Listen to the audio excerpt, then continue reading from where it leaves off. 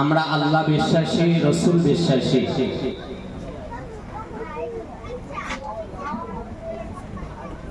কোরআন বিশ্বাসী, হাদিস বিশ্বাসী, অথচ আমাদের কার্যকলাপ যদি, আমাদের চলাফেরা যদি শরিয়াত বিরোধী হয়ে যায়, দিন বিরোধী হয়ে যায়,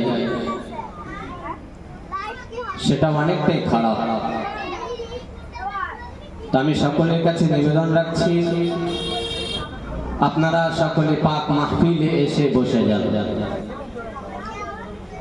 আউযু বিল্লাহি মিনাশ শাইতানির রাজীম।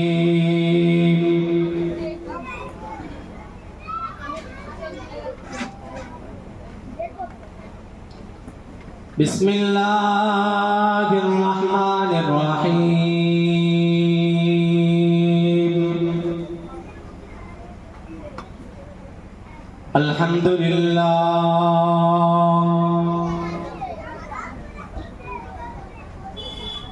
আলহামদুলিল্লাহ নাহমাদুহু ওয়া নাস্তাঈনুহু ওয়া নাস্তাগফিরুহু ওয়া নু'মিনু বিহি ওয়া নাতাওয়াক্কালু আলাইহি ওয়া না'উযু বিল্লাহি মিন শুরুরি আনফুসিনা ওয়া মিন সাইয়্যাতি আ'মালিনা।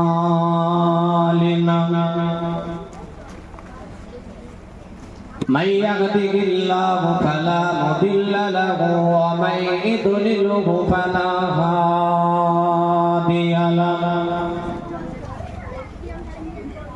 ونشهد أن لا إله إلا الله وحده لا شريك له.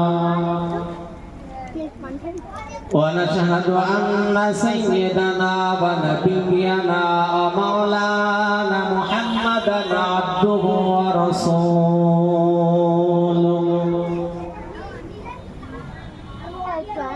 أما بعد فيا أيها الحاضرون رحمكم الله.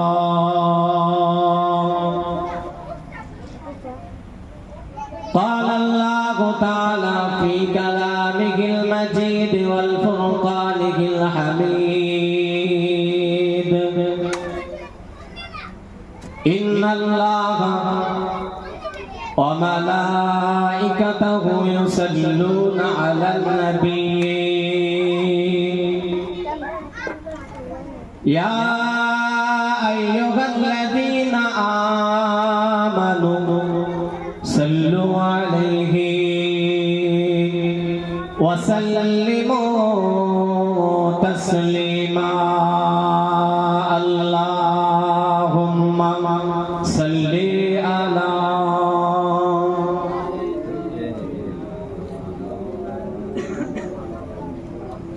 মন তুলে পড়ে اللهم صل على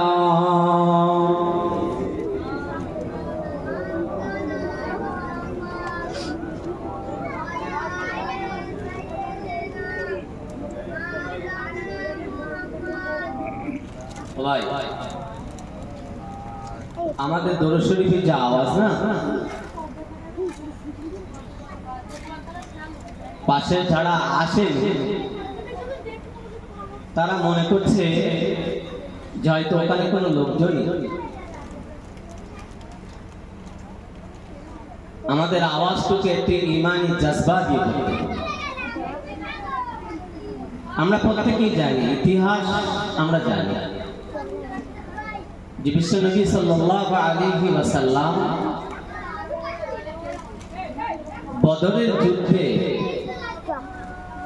সাহাবায়ে কেরাম রাদিয়াল্লাহু তাআলা আলাইহিম আজমাইন হুজুরদের সংখ্যা ছিল মাত্র কজন? 313 জন। 313 জন। তানারা যেভাবে তাকবীরের ধ্বনির আওয়াজ তুলেছিলেন, গোটা বদর প্রান্ত যেন মনে হয়েছিল যে একটা ভূমিকম্পই পরিণত হয়েছে। তো আমরা তো সেই নবীর উম্মত, আমাদের আওয়াজটাকে একটু বুলন্দ করা যাবে না? না বাড়ির থেকে সব নিষেধ করে দিয়েছে? না দুপুরবেলা খাওয়া দাওয়া হয়নি নাকি? যারা রোজা ছিলেন তাদের ব্যাপারটাই আলাদা ভাই। সারাদিন রোজা থাকার পরে ইফতার করার পরে না এই মাইকেও কথা বলতে যেন মনে হয় কষ্ট হচ্ছে। এটা বাস্তব সত্য কিনা? আর বিশেষ করে মাসটা কি মাস? শ্রাবণ মাস। বেলাটা অনেক লম্বা। এ আপনার পৌষ মাঘ মাসের রোজা নয় যে 14-15 ঘন্টা, এটা কম বেশি 16-17 ঘন্টার মতো রোজা থাকতে হয়। তো আমরা তো সারাদিন, যারা রোজা ছিলেন তাদের ব্যাপারটা আলাদা, কিন্তু আমরা তো অনেকে রোজা ছিলাম। আমাদের গলার আওয়াজটাকে একটু বুলন্দ করা যাবে? একটু কথা বলবেন? যাবে? যাবে তো ইনশাআল্লাহ নাকি? মন খুলে উচ্চ আওয়াজে দরুদ শরীফ পড়ুন। আল্লাহুম্মা সাল্লি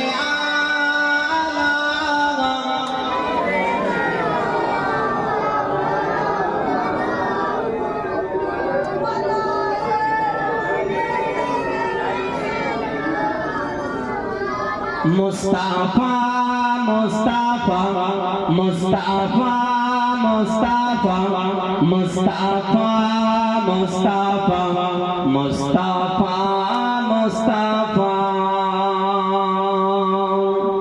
মুস্তাফা মুস্তাফা মুস্তাফা মুস্তাফা মুস্তাফা মুস্তাফা মুস্তাফা মুস্তাফা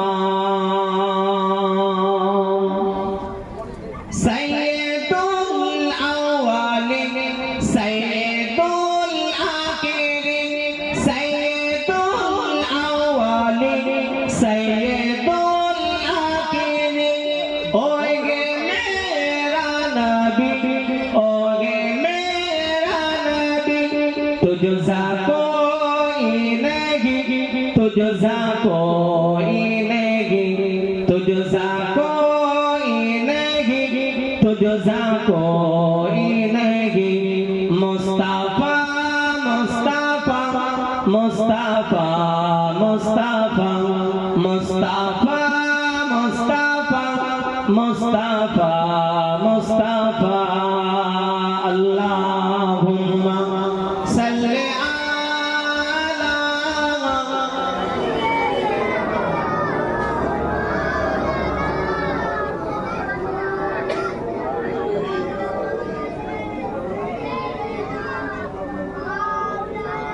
शफीअल मुज़नबिन रहमते आलमीन, शफीअल मुज़नबिन रहमते आलमीन, रहमते दो जहां अहमदे मुस्तफा, रहमते दो जहां अहमदे मुस्तफा। ओगे मेरा नबी, ओगे मेरा नबी, तुझसा कोई नहीं, तुझसा कोई नहीं, तुझसा कोई नहीं, तुझसा कोई नहीं। मुस्तफा मुस्तफा मुस्तफा मुस्तफा मुस्तफा मुस्तफा मुस्तफा मुस्तफा अल्लाहुम्मा सल्ली अला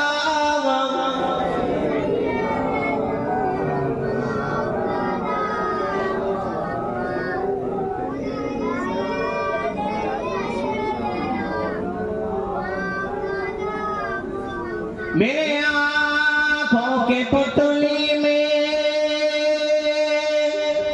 जलवा मोहम्मद का, मेरे दिल की आईना में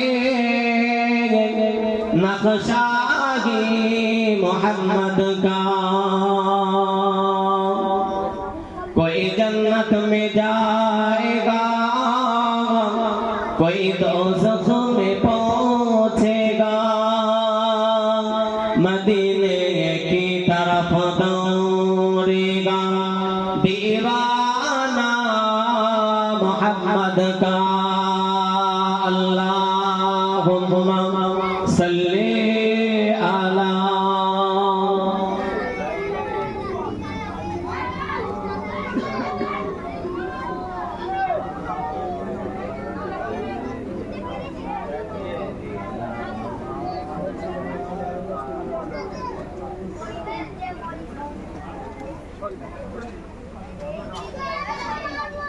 قال الله تعالى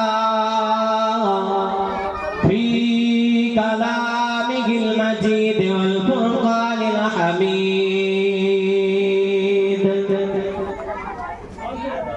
بسم الله الرحمن الرحيم.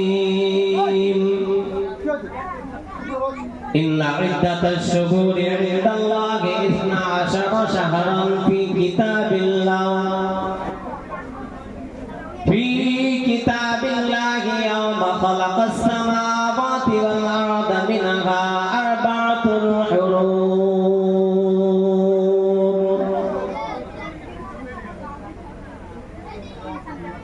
وقال الله تعالى أيضا في كتابه مخبرا وآمرا.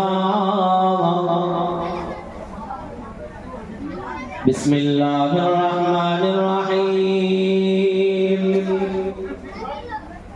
ويطعم الطعام على حبه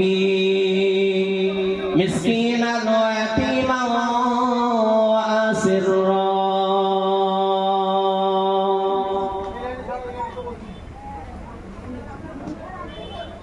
قال رسول الله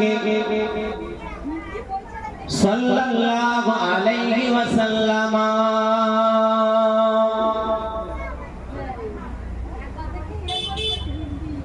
إني رأيت حلما منكرا ليلا. قال وما هو؟ قال إنه شديد رأيت كأن قطعة من جسدك قتيت وعطيت في حجري.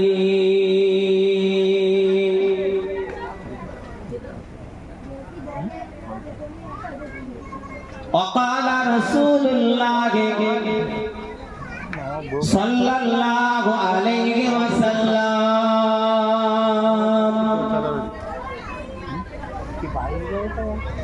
من أحب الحسن والحسين فقد أحبني ومن أبغضهما فقد أبغضني.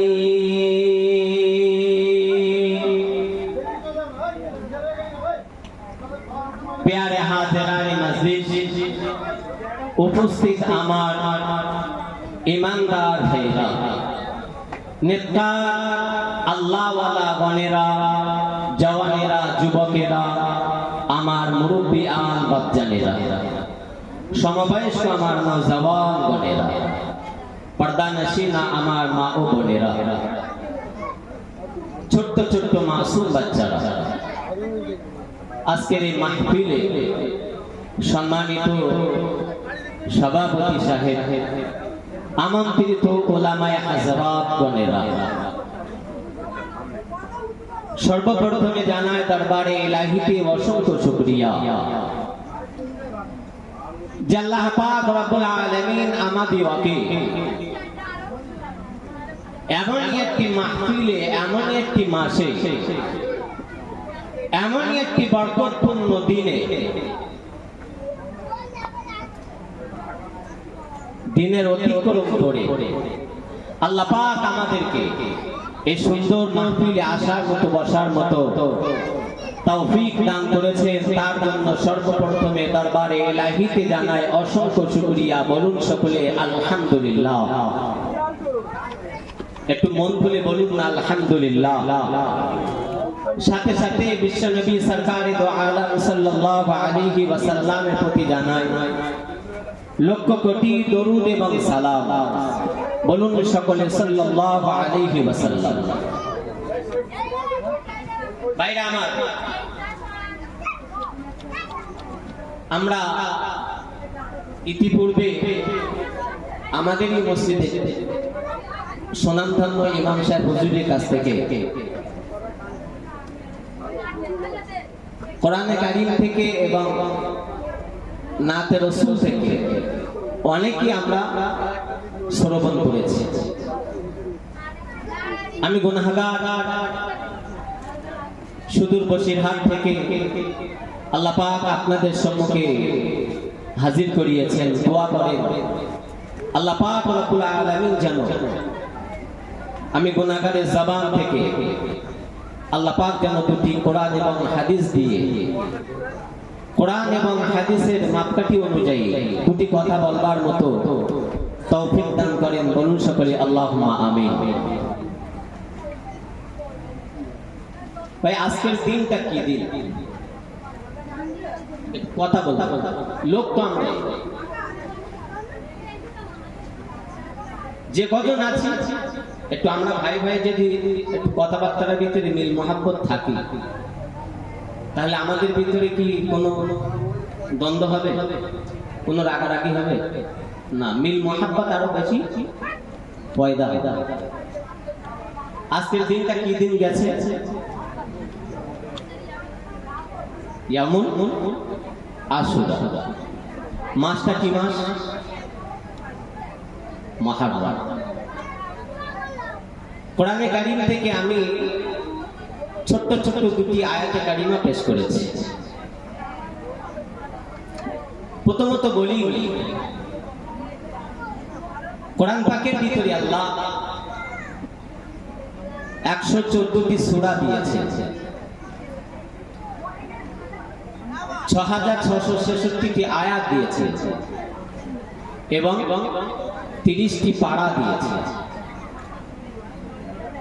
এই 30 পারা কোরআনের ভিতরে 114টি সূরার ভিতরে আল্লাহ পাক একটি সূরা দিয়েছেন। সূরাটির নাম হলো সূরাতুত তাওবা। এই সূরা তাওবার একটি আয়াত আমি আপনাদের কাছে উপস্থাপন করেছি। মহান আল্লাহ জানিয়েছেন, ইন্না ইদ্দাতাশ শুহুরি ইনদাল্লাহি 12 শাহরান ফি কিতাবিল্লাহ। আল্লাহ পাক রব্বুল আলামিন জমিন, আসমান, চন্দ্র, সূর্য সবকিছুকে সৃষ্টি করার পরে মহান আল্লাহ বছরের 12টি মাসকে নির্ধারণ করে দিয়েছে। এই 12টি মাসের ভিতরে আবার আল্লাহ পাক রব্বুল আলামিন জানিয়েছেন 4টি মাস হলো শ্রেষ্ঠতম মাস।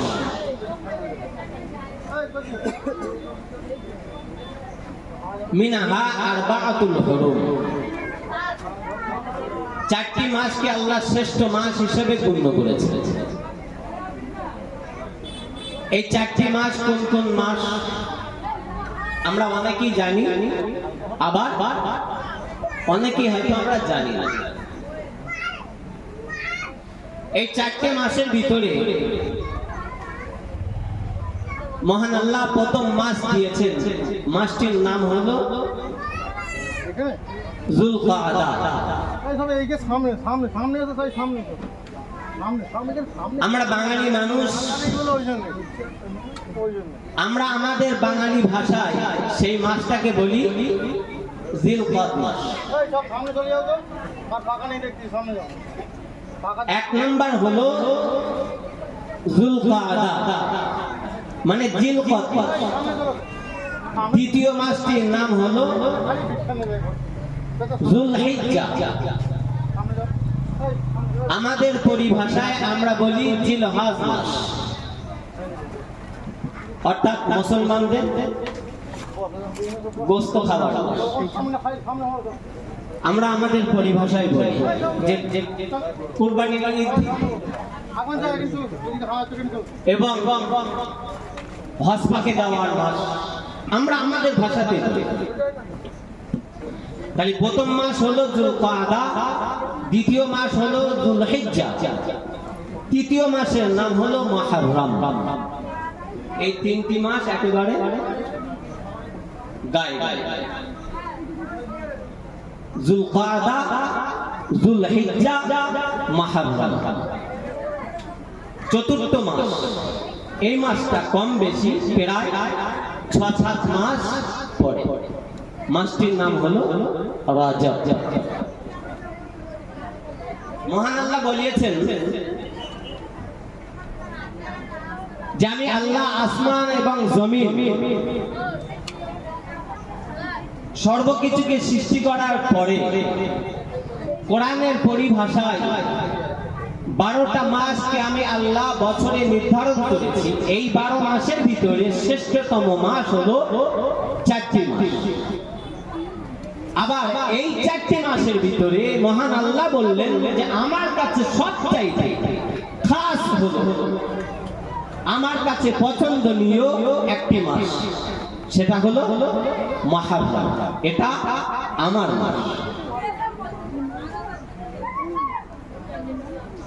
সেই মাসে আল্লাহ পাক আমাদেরকে বসিয়েছে।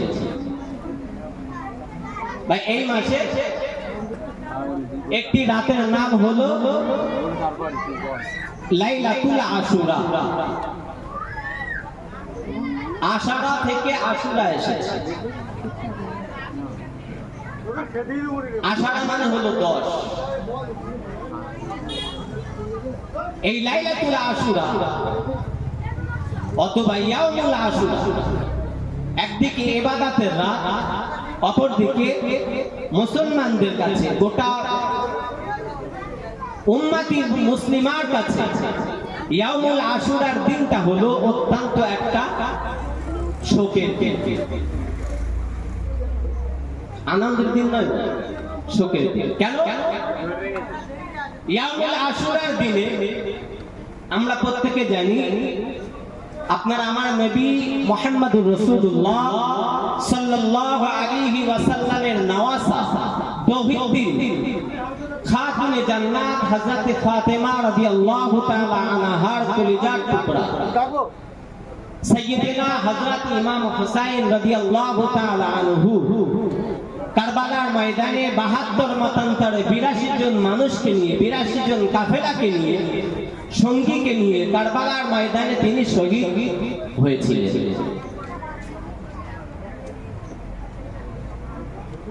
ইতিহাস বলছে গোটা উম্মতি মুসলিমার কাছে ইয়াউমুল আশুরার দিনটা হলো একটা শোকের দিন। কারণ যে হযরত ইমাম হুসাইন রাদিয়াল্লাহু তাআলা আনহু কারবালার ময়দানে তাকে নির্মমভাবে শহীদ করা হয়েছিল, সেই হযরত ইমাম হুসাইন রাদিয়াল্লাহু তাআলা আনহু সম্পর্কে রাসূল করিম সাল্লাল্লাহু আলাইহি ওয়াসাল্লাম হাদিসের ভিতরে বর্ণনা করেছেন, আল হাসান ওয়াল হুসাইন সাইয়্যিদুশ শাবাবি আহলিল জান্নাহ। আমার হাসান এবং হুসাইন হলো জান্নাতের যুবকদের সরদার। জোরে বলুন সুবহানাল্লাহ। আর একটু মন করে বলবেন না? সেই হযরত ইমাম হুসাইন কি কারবালার ময়দানে নির্মমভাবে শহীদ করা হয়েছে। অপরাধ, তার অপরাধ কি ছিল? তিনি কি কারো 10 বিঘা জমি হরণ করেছিলেন? তিনি কি কারোর সঙ্গে মারপিট করেছিলেন? কারোর সঙ্গে কি তিনি আপনার কিনা কোনো মতনৈক্য হয়েছিল? হ্যাঁ, মতনৈক্য একটা হয়েছিল, একটা মতনৈক্য। সেটা কি? হযরত আমির মাবিয়া রাদিয়াল্লাহু তাআলা আনহু ছেলে এজিদের খেলাফতকে তিনি গ্রহণ করেন। এটাই হলো তার অপরাধ। এজিদের নজরে হলো এটাই অপরাধ। আচ্ছা বলুন তো দেখি, এই যে কারবালা কি শুধু 10ই মুহররম হয়েছিল? এই যে যুদ্ধটা শুধু কি 10ই মুহররম হয়েছিল? না, আমরা হয়তো অনেকে জানি, অনেকে হয়তো জানি না। কিতাবের ভিতরে বর্ণনা এসেছে যে এই মূলত কারবালার যে সংগ্রাম, যে যুদ্ধটা হয়েছিল উবাইদুল্লাহ ইবনে জিয়াদ তানার সৈন্যদের সঙ্গে এবং হযরত আমির মাবিয়া রাদিয়াল্লাহু তাআলা আনহার পুত্র এজিদের সৈন্যদের সঙ্গে যে ইমাম হুসাইনের যুদ্ধ হয়েছিল 10ই মুহররম কারবালার ময়দানে, এটা কিন্তু ওই দিন থেকে শুরু হয়নি। ইতিহাস, ঐতিহাসিকগণেরা ইতিহাসের ভিতরে বর্ণনা করছেন এই মূলত লড়াইটি হয়েছিল খোলাফায়ে রাশিদিন বা খোলাফায়ে আরবা থেকে। দুজন খলিফা, মুসলিম জাহানের 4 জন খলিফা। 1 নম্বর হযরত আবু বকর সিদ্দিক রাদিয়াল্লাহু তাআলা আনহু, দ্বিতীয় নাম্বার হলেন হযরত ওমর ফারুক রাদিয়াল্লাহু তাআলা আনহু, তৃতীয় নাম্বার হলেন হযরত উসমান গনি রাদিয়াল্লাহু তাআলা আনহু, চতুর্থ নাম্বার হলেন হযরত আলী কাররামাল্লাহু ওয়াজহাহু। এই 4 জন খলিফা, এনাদেরকে আরবি পরিভাষায় খোলাফায়ে রাশিদিন বা খোলাফায়ে আরবা বলা হয়। দুজনা হযরত আবু বকর সিদ্দিক, হযরত ওমর ফারুক রাদিয়াল্লাহু তাআলা আনহু, এই দুজনের পিরিয়ডে কোনো ঝামেলা কিছু নাই, তেমন কোনো ঝামেলায় জড়াননি তারা। কিন্তু খলিফা হযরত উসমান গনি রাদিয়াল্লাহু তাআলা আনহু যেদিন খলিফার আসনে বসেছিলেন, উসমান গনি রাদিয়াল্লাহু তাআলা আনহুর পিরিয়ড থেকে মূলত এই কারবালার যে সংগ্রাম, এই সংগ্রাম শুরু হয়েছিল। ঐতিহাসিকগণেরা এসে ইতিহাসের ভিতরে বর্ণনা করছেন মূলত দ্বন্দ্ব হয়েছিল দুটো গোষ্ঠীকে কেন্দ্র করে। একটা হলো উমাইয়া গোষ্ঠী আর একটা হলো আব্বাসী গোষ্ঠী। উমাইয়া গোষ্ঠীর ভিতরে যিনি খলিফা হয়েছিলেন তার নাম ছিলেন হযরত আমির মাবিয়া। কি নাম বললাম ভাই? অন্য মনস্ক হলে হবে। এই যে কথাগুলো না, এই কথাগুলো কিন্তু আমি আমার নিজস্ব বানোয়াট কোনো কথা বলছি না, কিতাবের রেফারেন্স দিয়ে কথা বলছি। উমাইয়া গোষ্ঠীর ভিতরে যিনি খলিফা হয়েছিলেন তার নাম হলেন হযরতে আমিরে মাবিয়া। কে আমিরে মাবিয়া? ইনি হলেন রাসূল করিম সাল্লাল্লাহু আলাইহি ওয়াসাল্লামের একজন ঘনিষ্ঠ সাহাবা এবং কোরআনে কারীম নাযিল হওয়ার পরে হযরত আমিরে মাবিয়া রাদিয়াল্লাহু তাআলা আনহু হুজুর সেই কোরআনে কারীমগুলো লিপিবদ্ধ করে রাখতেন। জোরে বলুন সুবহানাল্লাহ। অপরদিকে খলিফা হচ্ছেন হযরতে হাসান রাদিয়াল্লাহু তাআলা আনহু। এই হাসান রাদিয়াল্লাহু তাআলা আনহু খেলাফতের সময় ছিল 6 মাস। রাসূল করিম সাল্লাল্লাহু আলাইহি ওয়াসাল্লাম ইরশাদ করে গেছেন, নবী বলেছিলেন যে টোটাল খলিফাতের যুগটা, খলিফাতের সময়টা হবে 30 বছর। খেলাফাতু সালাসুনা শাহরান। নবী বললেন খলিফাদের শাসনকালের সময়টা হবে, যুগটা হবে 30 বছর। হযরত আবু বকর সিদ্দিক, হযরত ওমর ফারুক, হযরত উসমান গনি, হযরত আলী রাদিয়াল্লাহু তাআলা আনহু, এই 4 জন মিলে টোটাল খেলাফতে রাজিত্ব করেছিলেন। যুগটা ছিল 29 বছর 6 মাস। কত বললাম? 29 বছর 6 মাস। হযরত আলী রাদিয়াল্লাহু তাআলা আনহুর ইন্তেকালে হুজুর যখন শহীদ হলেন, শহীদ হওয়ার পরে মদিনার কিছু মানুষ হযরত আলী রাদিয়াল্লাহু তাআলা আনহু খলিফা হিসেবে চেয়েছে। এই হযরত হাসান রাদিয়াল্লাহু তাআলা আনহুকে খলিফা হিসেবে চেয়েছে। শুধু মদিনার মানুষ নয়, ইরাক এমনকি কুফার মানুষেরাও হযরত ইমাম হাসান রাদিয়াল্লাহু তাআলা আনহুকেও খলিফা হিসেবে চেয়েছিলেন। কিন্তু অন্যদিকে ইমাম হাসান রাদিয়াল্লাহু তাআলা আনহুর পরিবর্তে হযরত আমির মাবিয়া রাদিয়াল্লাহু তাআলা আনহুকে চেয়েছে। শেষবেশ হযরত আমির মাবিয়া রাদিয়াল্লাহু তাআলা আনহু খলিফা হলেন। খলিফায় আসন বসলেন, কিন্তু দুটো কওম, একটা উমাইয়া আর একটা হলো আব্বাসী। এই দুটো কওমের ভিতরে মতনৈক্য শুরু হলো। মতনৈক্য শুরু হলো। কেউ বললেন আমরা উমাইয়াকে চাই, আবার কেউ বললেন না আমরা হযরত ইমাম হাসানকে চাই। দুজনের ভিতরে, দুটো দলের ভিতরে মতনৈক্য শুরু হলো।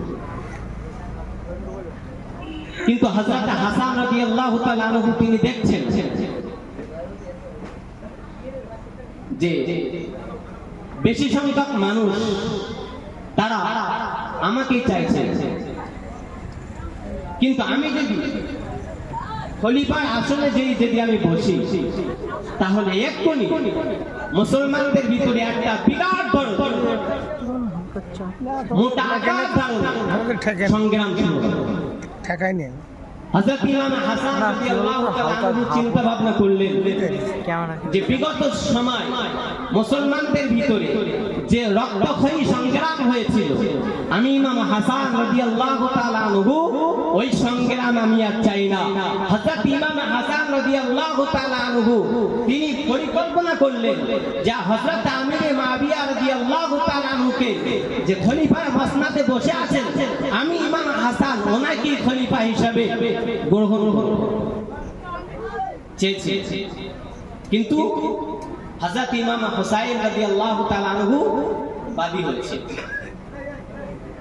ইমাম হুসাইন রাদিয়াল্লাহু তাআলা আনহু বলছেন ভাইজান ওটা চলবে না, ওটা চলবে না। হযরত আমির মাবিয়া রাদিয়াল্লাহু তাআলা আনহু নিঃসন্দেহে একজন ভালো মানুষ, কাতেবে ওহী তাকে বলা হয়, যিনি ওহী লেখক ফেরেশতা, ওহী লেখক সাহাবা, এবং তানার চরিত্র, তানার আখলাক, তানার ব্যবহার অত্যন্ত মাধুর্য। কিন্তু মুসলমানের অনেক সংখ্যা, যেমন বিদেশের ইরাক, ইরান, বাসরা, কুফা, এই দিক দিয়ে আপনাকেই তো খলিফা হিসেবে চাচ্ছে। হযরত ইমাম হাসান রাদিয়াল্লাহু তাআলা আনহু ইমাম হুসাইনকে বলেছিল যে না, আমি যেটা বলছি এটাই মেনে নাও, তুমি যদি বেশি বাড়াবাড়ি করো তোমাকে বন্দী করে রাখবে। কতদিন?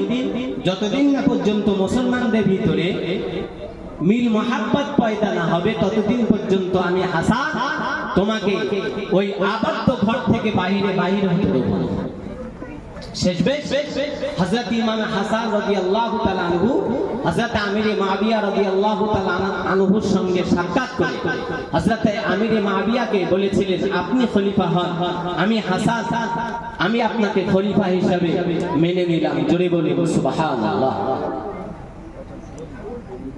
কারবালার ইতিহাস ওখান থেকে মূলত শুরু, ওখান থেকে শুরু। ভাই হযরত ইমাম হুসাইন রাদিয়াল্লাহু তাআলা আনহু তিনি যে 10ই মুহররম কারবালার ময়দানে শহীদ হবেন,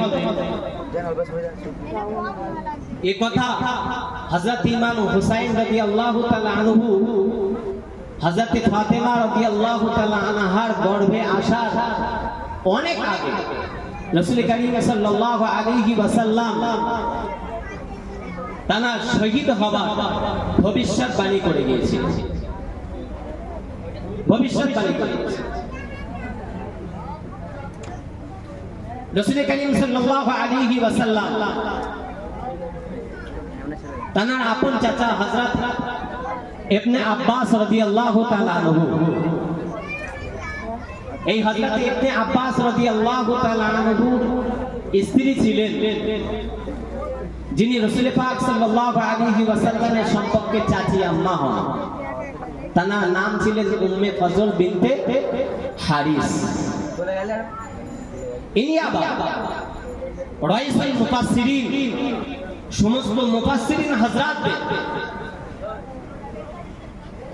লিডার জানা নাম হলেন হযরত আব্দুল্লাহ ইবনে আব্বাস রাদিয়াল্লাহু তাআলা আনহু। এই হযরত আব্দুল্লাহ ইবনে আব্বাস রাদিয়াল্লাহু তাআলা আনহুর জননী ছিলেন উম্মে ফজল বিনতে হারিস। হযরত উম্মে ফজল বিনতে হারিস রাদিয়াল্লাহু তাআলা আনহা একদিন রাতের বেলা স্বপ্ন দেখছেন যে রাসূল পাক সাল্লাল্লাহু আলাইহি ওয়াসাল্লামের দেহ থেকে এক খণ্ড গোশত কেটে আমি উম্মে ফজল বিনতে হারিস আমার কোলেতে রাখা হলো। উম্মে ফজল বিনতে হারিস রাদিয়াল্লাহু তাআলা আনহা এই স্বপ্নটি দেখার পরে তিনি আর ঠিক থাকতে পারছেন না। গোটা রাত তিনি আর ঘুমাতে পারলেন না, দু চোখ আর এক জায়গায় করতে পারেননি। টানা মনটার ভিতরে বারবার যেন ওই স্বপ্নের কথাটি উকি ঝুঁকি মারছে এবং উম্মে ফজল বিনতে হারিস রাদিয়াল্লাহু তাআলা আনহা তিনি গভীর চিন্তায় মগ্ন হয়ে গেলেন। আমি এমন একটি স্বপ্ন কেন দেখলাম? এতে একটি বিরাট ভয়াবহ স্বপ্ন। রাসূল পাক সাল্লাল্লাহু আলাইহি ওয়াসাল্লামের দেহ থেকে এক খণ্ড গোশত আমার কোলেতে রাখা হলো। এই স্বপ্ন তো জাতা স্বপ্ন নয়। আমার মুসলমানের ভাইরা, আমার মুসলমানের নওজওয়ান তরুণেরা, ওগো আমার মায়েরা, বোনেরা, বেটিরা, শুনে রেখে দিন, জেনে রেখে দিন, আপনার আমার নবী নবী নবী রাহমাতাল লিল আলামিন চাচি আম্মা জান হযরত উম্মে ফজল বিনতে হারিস রাদিয়াল্লাহু তাআলা আনহা তামাম রাতটা আর তিনি আর ঘুমাতে পারলেন না। এ নবীর উম্মত উম্মতিরা, হযরত উম্মে ফজল বিনতে হারিস রাদিয়াল্লাহু তাআলা আনহা তিনি আর তামাম রাত ঘুমাতে পারলেন না। যেই না সকাল হয়ে গিয়েছে, হযরত উম্মে ফজল বিনতে হারিস রাদিয়াল্লাহু তাআলা আনহা ঘর থেকে বাইরে বাইরে হয়ে পড়লেন। রাসূল পাক সাল্লাল্লাহু আলাইহি ওয়াসাল্লামের দরবারে যে হাজির হয়ে গেলেন, নবীকে দিয়ে সালাম দিলেন, আসসালামু আলাইকা ইয়া রাসূলুল্লাহ হাবিবাল্লাহ। নবী আমার সালামের জবাব দিয়ে জিজ্ঞাসা করলেন, ও আমার চাচি আম্মা জান, কি খবর? আপনি এত সকাল বেলাতে, আপনি এত সকাল সকাল আমার কাছে কেন এসেছেন? এত সকাল বেলা আপনি আমার দরবারে কেন এসেছেন? কিছু হয়েছে? আপনার চেহারাতে দেখছি একটা চিন্তার ভাঁজ পড়ে গেছে। আপনাকে কিছু হয়েছে? এত সকালবেলা আপনি আমার কাছে কেন এলেন? রাসূল পাক সাল্লাল্লাহু আলাইহি ওয়াসাল্লামের চাচি আম্মা জান হযরত উম্মে ফজল বিনতে হারিস রাদিয়াল্লাহু তাআলা আনহা ওই সময়তে জবাব দিয়ে বলেছিলেন, ইয়া রাসূলুল্লাহ হাবিবাল্লাহ, হুজুর আমি আপনার কাছে এসেছি, ইন্নী রাআইতু হুলুমান মুনকারান লাইলা। ইয়া রাসূলুল্লাহ হাবিবাল্লাহ, হুজুর আমি গত রাতের বেলাতে একটি স্বপ্ন দেখেছি। নবী আমার জিজ্ঞাসা করলেন, ক্বালা না, কি স্বপ্ন আপনি দেখেছেন? হযরত উম্মে ফজল বিনতে হারিস রাদিয়াল্লাহু তাআলা আনহা ওই সময়তে চোখ পানি নিয়ে বলেছিলেন, ইয়া রাসূলুল্লাহ হাবিবাল্লাহ, ক্বালা ইন্নাহু শাদীদুন রাআইতু কাআন্না কিতাতাম মিন জাসাদিকা। ইয়া রাসূলুল্লাহ হাবিবাল্লাহ, হুজুর বিআদবি মাফ করুন, দোস্তাকে আমায় ক্ষমা করুন, আমি এমন স্বপ্ন দেখেছি, আমি একটা স্বপ্ন দেখেছি। নবী বললেন, কি স্বপ্ন আপনি দেখেছেন? চাচি আম্মা জান এই সময়তে বলতে লেগেছেন, ইয়া রাসূলুল্লাহ হাবিবাল্লাহ, হুজুর আমি স্বপ্ন দেখলাম, গত রাতের বেলাতে আমি স্বপ্নে যোগে দেখতে পেলাম যেন আপনার দেহের এক খণ্ড গোশত কেটে আমি উম্মে ফজল বিনতে হারিস আমার কোলের উপরে করে রাখা হলো ইয়া রাসূলুল্লাহ হাবিবাল্লাহ এই স্বপ্ন দেখার পরেতে তামাম রাত আমার চোখে আর চোখ লাগলো না তামাম রাত আমি আর ঘুমাতে পারলাম না ইয়া রাসূলুল্লাহ হাবিবাল্লাহ হুজুরানি সকাল হয়ে গিয়েছে সকাল হবার পরে আমি আমার মনে সিদ্ধান্ত নিয়ে নিলাম কেন আমি এই স্বপ্ন দেখলাম এই স্বপ্ন ব্যাখ্যাটুকু আমার রাসূল পাক সাল্লাল্লাহু আলাইহি ওয়াসাল্লামের কাছে দিয়ে জানতে হবে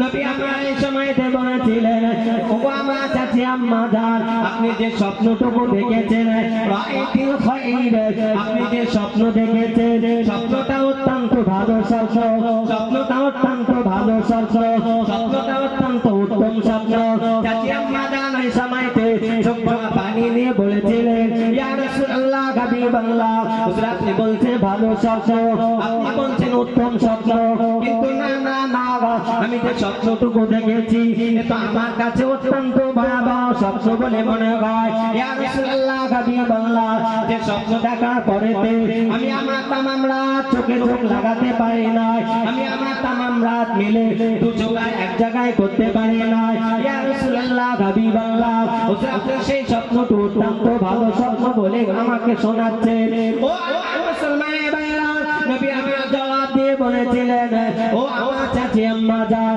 শুনে রেখে দিন জেনে রেখে দিন তালিদু ফাতেমা তু ইনশাআল্লাহ গুলামাই ইয়াকুলু ফি হাজিরি রাসূল পাক সাল্লাল্লাহু আলাইহি ওয়াসাল্লাম এই সময় উম্মে ফাজল বিনতে গারিস রাদিয়াল্লাহু তাআলা আনহাকে লক্ষ্য করে বলেছিলেন ও আমার চাচি আম্মা জান শুনে রেখে দিন জেনে রেখে দিন আপনি যে স্বপ্নটুকু দেখেছেন ওই স্বপ্নের মূল ব্যাখ্যা হলো আমার কলিজার টুকরি ফাতেমা হযরত ফাতেমা রাদিয়াল্লাহু তাআলা আনহা তিনি আমার সত্তা হয়ে পড়েছে তিনি আমার গর্ভে সন্তান ধারণ করেছে ও আমার চাচি আম্মা জান শুনে রেখে দিন জেনে রেখে দিন আমি মুহাম্মদ সাল্লাল্লাহু আলাইহি ওয়াসাল্লাম জানিয়ে দিলাম না না না না না আমার ফাতেমা গর্ভে সন্তান ধারণ করেছে শুধু তাই নয় সে অতি তাড়াতাড়ি সে সন্তান প্রসব করবে শুধু সন্তান প্রসব করবেন না একটি পুত্র সন্তান তিনি প্রসব করবেন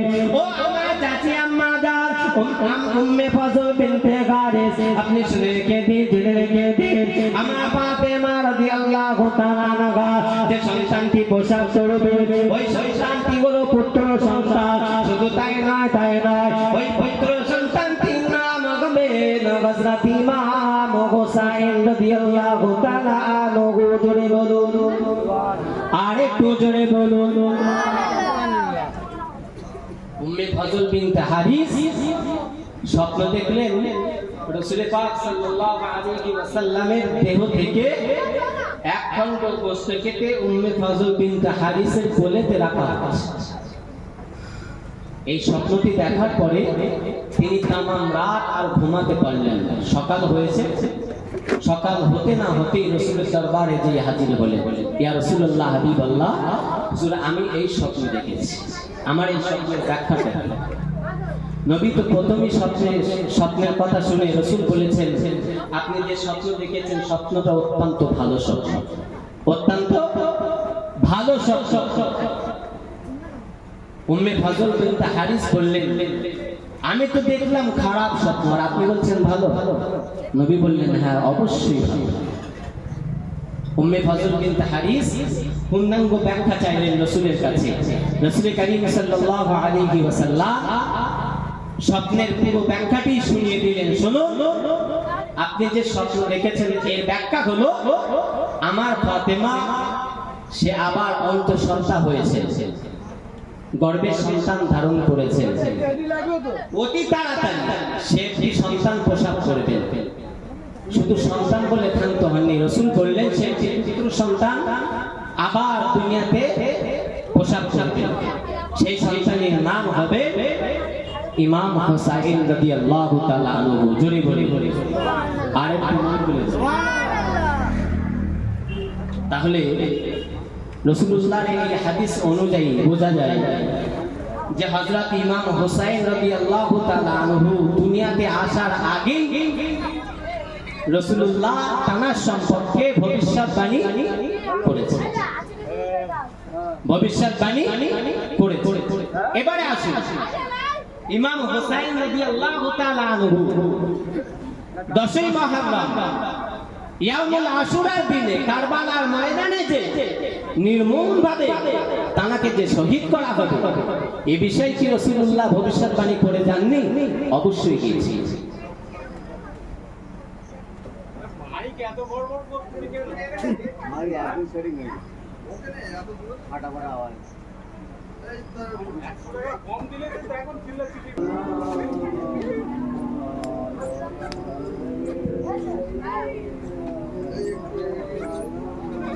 ওগো আমার মুসলমান ভাইরা, ওগো আমার মুসলমান নওজওয়ান তরুণেরা, ওগো আমার ভাইরা বোনেরা বেটিরা,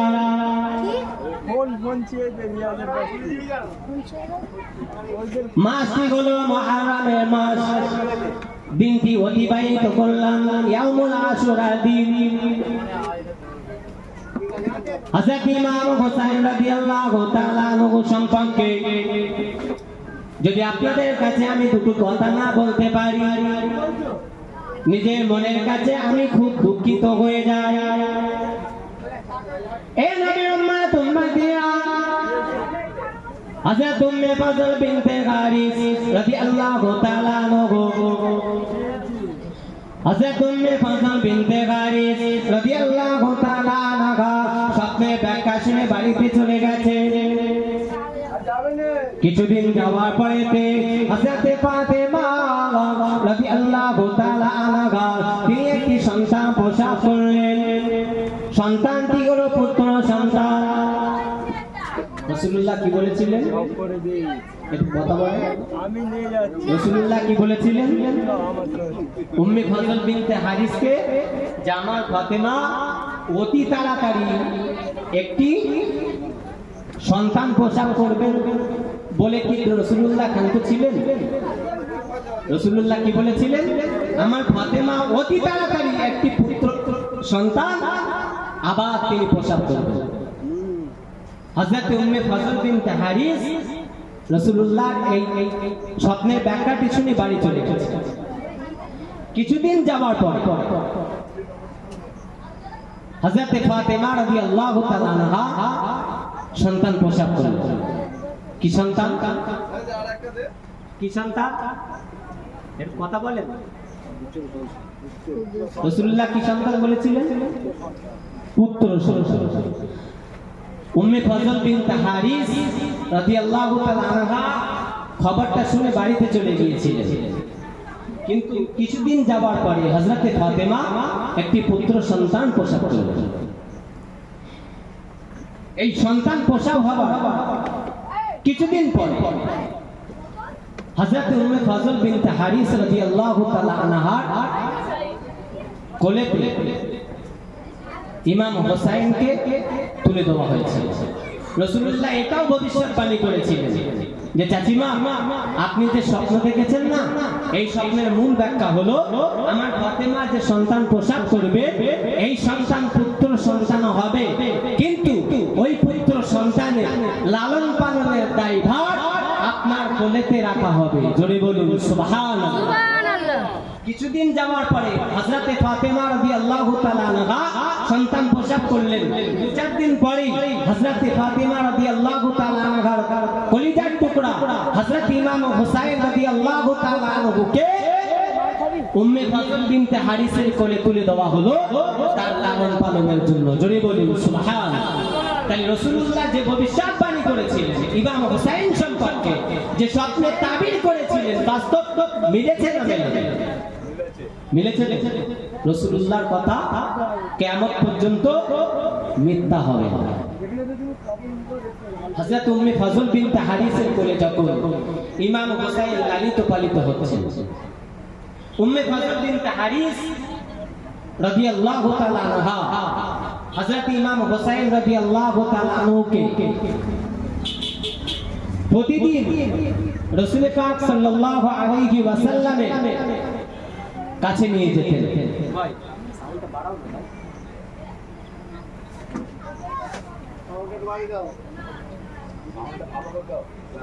উম্মে ফজল বিনতে হারিস রাদিয়াল্লাহু তাআলা আনহা প্রতিদিন হযরত ইমাম হুসাইন রাদিয়াল্লাহু তাআলা আনহুকে রাসূলুল্লাহর কাছে নিয়ে যেতেন। আর আপনার আমার নবী ইমাম হুসাইনকে কোলে নিয়ে অত্যন্ত আনন্দ হতেন এবং অতি আদর যত্ন সোহাগ করতেন, অতি আদর করতেন। কাকে? হযরত ইমাম হুসাইন রাদিয়াল্লাহু তাআলা আনহু। কখনো মুখে চুমা খেতেন, কখনো কপালে চুমা খেতেন। রাসূলুল্লাহ ইমাম হুসাইনকে কোলে বসিয়ে নিয়ে অত্যন্ত আদর সোহাগ করতেন। প্রতিদিনের ন্যায় একদিন হযরত উম্মে ফজল বিনতে হারিস রাদিয়াল্লাহু তাআলা আনহা ইমাম হুসাইন রাদিয়াল্লাহু তাআলা আনহুকে রাসূলুল্লাহ দরবারে নিয়ে গেলেন, রাসূলুল্লাহর কোলেতে দিলেন। নবী আমার ইমাম হুসাইন রাদিয়াল্লাহু তাআলা আনহুকে প্রতিদিনের ন্যায় কোলের উপরে বসিয়ে হযরত ইমাম হুসাইনকে নিয়ে অত্যন্ত আদর সোহাগ করতেন, আদর সোহাগ করছেন, অত্যন্ত আদর সোহাগ। হযরত উম্মে ফজল বিনতে হারিস রাদিয়াল্লাহু তাআলা আনহা তিনি পাশেতে দাঁড়িয়ে দাঁড়িয়ে রাসূল পাক সাল্লাল্লাহু আলাইহি ওয়াসাল্লামের এই দৃশ্যটা দেখছেন। কিন্তু দেখতে দেখতে কিছুক্ষণ বাদে হযরত উম্মে ফজল বিনতে হারিস রাদিয়াল্লাহু তাআলা আনহা দেখছেন যে রাসূল পাক সাল্লাল্লাহু আলাইহি ওয়াসাল্লামের চেহারার ভিতরে একটি চিন্তার ভাব এসে পড়েছে, একটি চিন্তার ভাব এসে পড়েছে। শুধু তাই নয়, মুখটা যেন একটু মলিন হয়েছে, চেহারাটা যেন একটু বিগড়ে গেছে। আর রাসূল পাক সাল্লাল্লাহু আলাইহি ওয়াসাল্লামের চোখের কোণা দিয়ে টপ টপ করে পানিগুলো রাসূল পাক সাল্লাল্লাহু আলাইহি ওয়াসাল্লামের চেহারায় পড়ছে।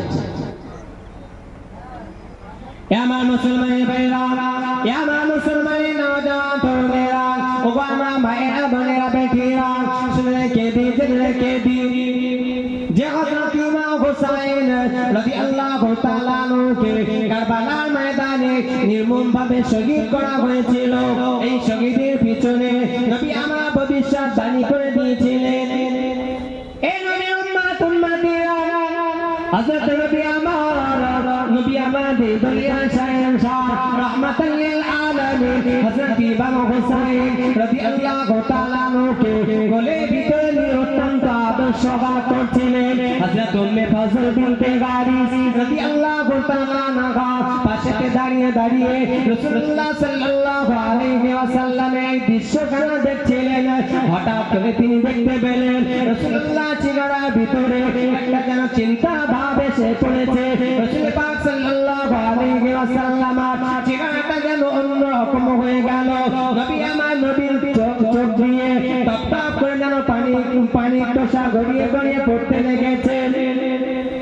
হযরত উম্মে ফজল বিনতে হারিস রাদিয়াল্লাহু তাআলা আনহা এই দৃশ্যখানা দেখে নবী জিজ্ঞাসা করলেন, ইয়া রাসূলুল্লাহ হাবিবাল্লাহ, হুজুর আদিমে মাফ করো, বস্তাকি আমায় ক্ষমা করো, আমার আব্বা আম্মা আপনার কদমে কুরবান হয়ে যাও। ইয়া রাসূলুল্লাহ হাবিবাল্লাহ, হুজুর কিছুক্ষণ আগেতে আপনার চেহারায় কত আনন্দ দেখছিলাম, আপনার চেহারাতে কত হাসি খুশি দেখছিলাম। ইয়া রাসূলুল্লাহ হাবিবাল্লাহ, হুজুর কিছুক্ষণ পরে এই মুহূর্তে আপনার চেহারার ভিতরে একটা যেন চিন্তা ভাব এসে পড়ে গিয়েছে। আপনার চোখ দিয়ে কেন টপ টপ করে পানিগুলো গড়িয়ে গড়িয়ে পড়ে। নবী আমার এই সময়তে জবাব দিয়ে বলেছিলেন, ও চাচি আম্মা জান, ও উম্মে ফজল বিনতে হারিস, শুনে কে দি না না না না না, আপনি যে কথাটুকু বলেছেন অতি বাস্তব সত্য কথা। আমি ইমাম হোসেনকে নিয়ে আমার দৌগিত্রী আমার ইমাম হোসেনকে নিয়ে কত আনন্দ সুখা করছিলাম, কত আনন্দ উৎফুল্ল করছিলাম। আমার মনের ভিতরে আনন্দের হাসি ছিল, আমার মুখের ভিতরে আনন্দের হাসি ছিল।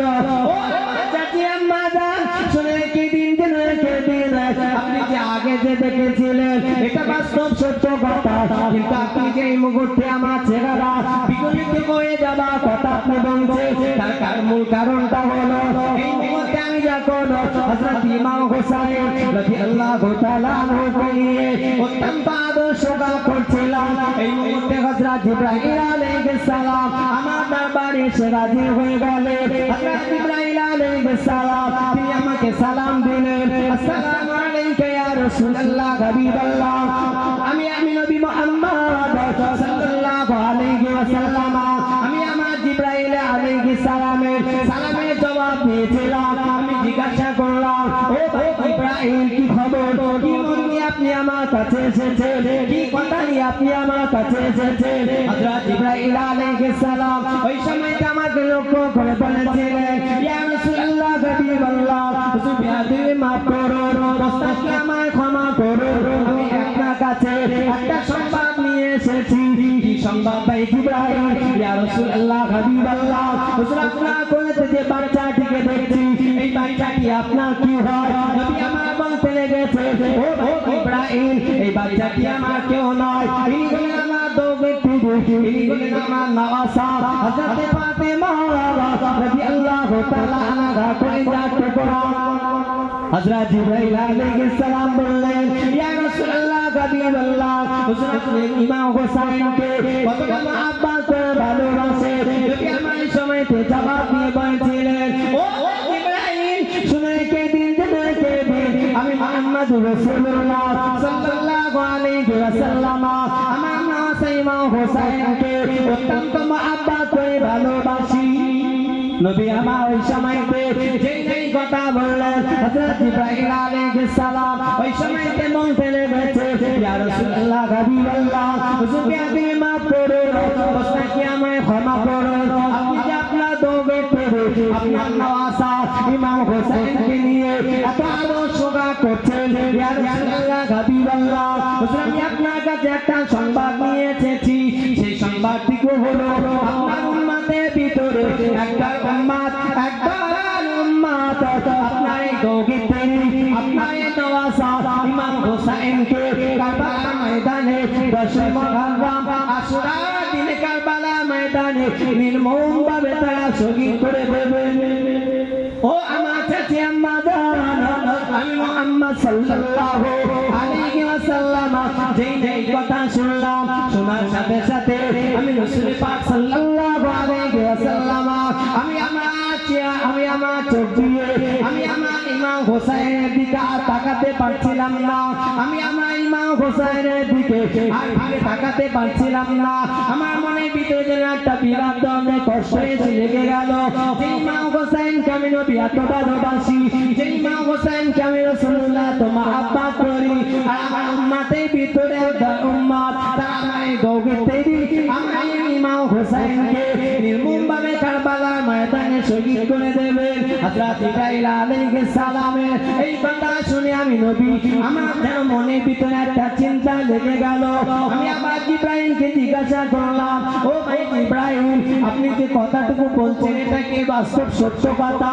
হযরত জিবরাইল আলাইহিস সালাম বলেছিলেন, ক্বালা নাম ইয়া রাসূলুল্লাহ হাবিবাল্লাহ, হুজুর আমি বাস্তব সত্য কথাটুকু আপনাকে শোনাতে এসেছি। ও আমার চাচি আম্মা জান, আমি যখন এই কথা শুনলাম আমি নবী মুহাম্মদ সাল্লাল্লাহু আলাইহি ওয়াসাল্লাম আমি আর ঠিক থাকতে পারলাম না, আমি আমার চোখের পানি আর ধরে রাখতে পারলাম না, আমার চোখের কোনা দিয়ে টপ টপ টপ টপ করে পানির টোসাগুলো গড়িয়ে গড়িয়ে পড়ে। হযরত জিবরাইল আলাইহিস সালাম এই মুহূর্তে আমার দৌগিত্রী হযরত ইমাম হোসেন রাদিয়াল্লাহু তাআলা আনহু শহীদ হওয়ার কথা হযরত জিবরাইল আলাইহিস সালাম আমাকে শুনিয়ে গেছেন। শুধু তাই না, হযরত জিবরাইল আলাইহিস সালাম গোটা কারবালার ময়দানটুকু আমি মুহাম্মদ সাল্লাল্লাহু আলাইহি ওয়াসাল্লামকে দেখিয়ে দিয়ে গেছেন, এবং হযরত জিবরাইল আলাইহিস সালাম ওই কারবালার ময়দানের কিছু অংশ মাটি আমি রাসূলুল্লাহ আমার কাছে রেখে গেছেন, আমার কাছে রেখে গেছেন। হযরত উম্মে ফজল বিনতে হারিস রাদিয়াল্লাহু তাআলা আনহা এই কথাটি শুনে তিনিও রাসূল পাক সাল্লাল্লাহু আলাইহি ওয়াসাল্লামের সাথে কন্দন করতে শুরু করলেন। হযরত জিবরাইল আলাইহিস সালাম যে মাটি নিয়ে এসেছিলেন ওই মাটি হযরত রাসূল পাক সাল্লাল্লাহু আলাইহি ওয়াসাল্লাম আসমা বিনতে আবু বকরের কাছে রেখেছিলেন।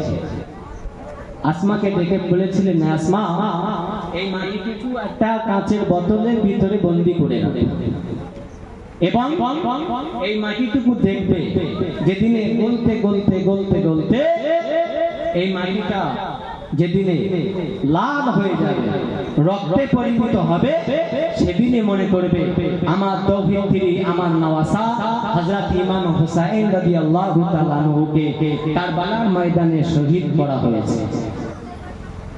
প্যারা হাজিরিন, সেই দিন আসে, সেই দিন ইয়াউমুল আশুরা উম্মতি মুসলিমার কাছে এটা আনন্দের দিন নয়, এটা শোকের দিন। কিন্তু আমাদের ভিতরে কিছু সংখ্যক মানুষ আছে, তারা এই দিনটাকে আনন্দের দিন হিসেবে তারা গণ্য করে। তারা অনেকে তাজিয়া বার করে এই দিন উপলক্ষে। এই দিন উপলক্ষে বিভিন্ন রকম অনুষ্ঠান তৈরি করে। এমনকি আমার বাড়ির পাশেই আছে, একেবারে আমার বাড়ি থেকে 2-3 মিনিট আপনি যাবেন, আমার বাড়ির পাশেই আছে একটা সম্প্রদায় যারা শিয়া নামে আখ্যায়িত। এই মাস পড়ার আগের থেকেই ওনাদের ভিতরে একটা বিরাট ধরনের আনন্দ উৎফুল্ল হয়, বিরাট আনন্দ। আজকের দিনে হাই হোসেন করে বুক চাপড়ায় আমরা ছোটবেলাতে দেখে এসেছি যে লোহা জিনজিল নিয়ে তানাদের গায়ে স্পর্শ করে,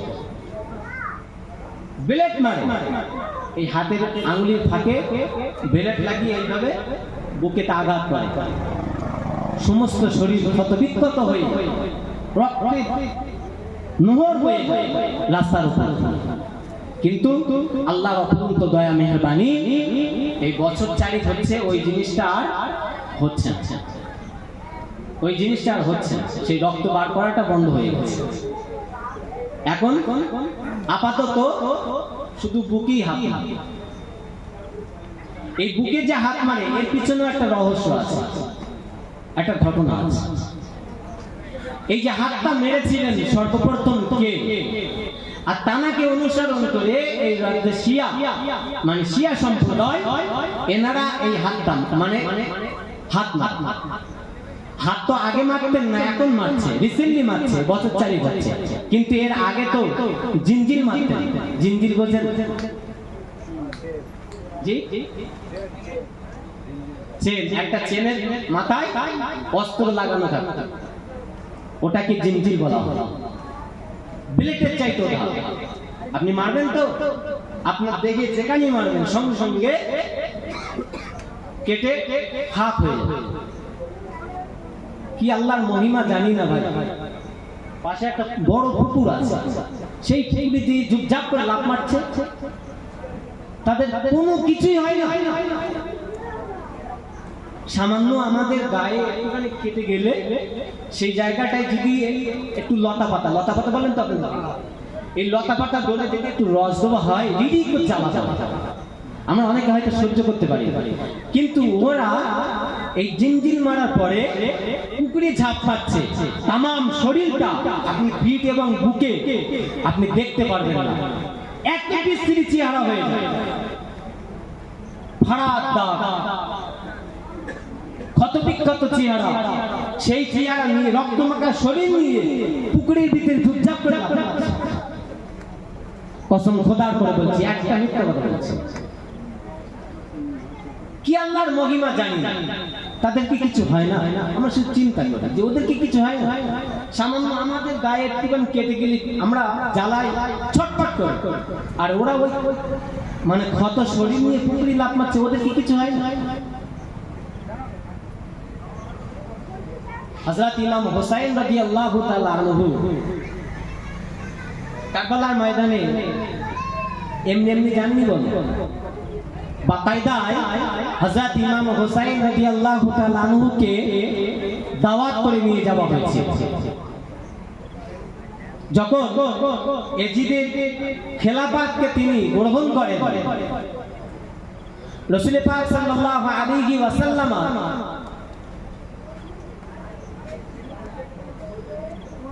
বয়োজ্যেষ্ঠ কয়েকজন সাহাবা হযরত ইমাম হুসাইন রাদিয়াল্লাহু তাআলা আনহুর সঙ্গী হয়েছে। কি সঙ্গী? তারা হযরত ইমাম হুসাইন রাদিয়াল্লাহু তাআলা আনহুর সঙ্গে কিন্তু কারবালার ময়দানে যাননি, না গেলেও এজিদের হাতে বায়াত গ্রহণ করেননি।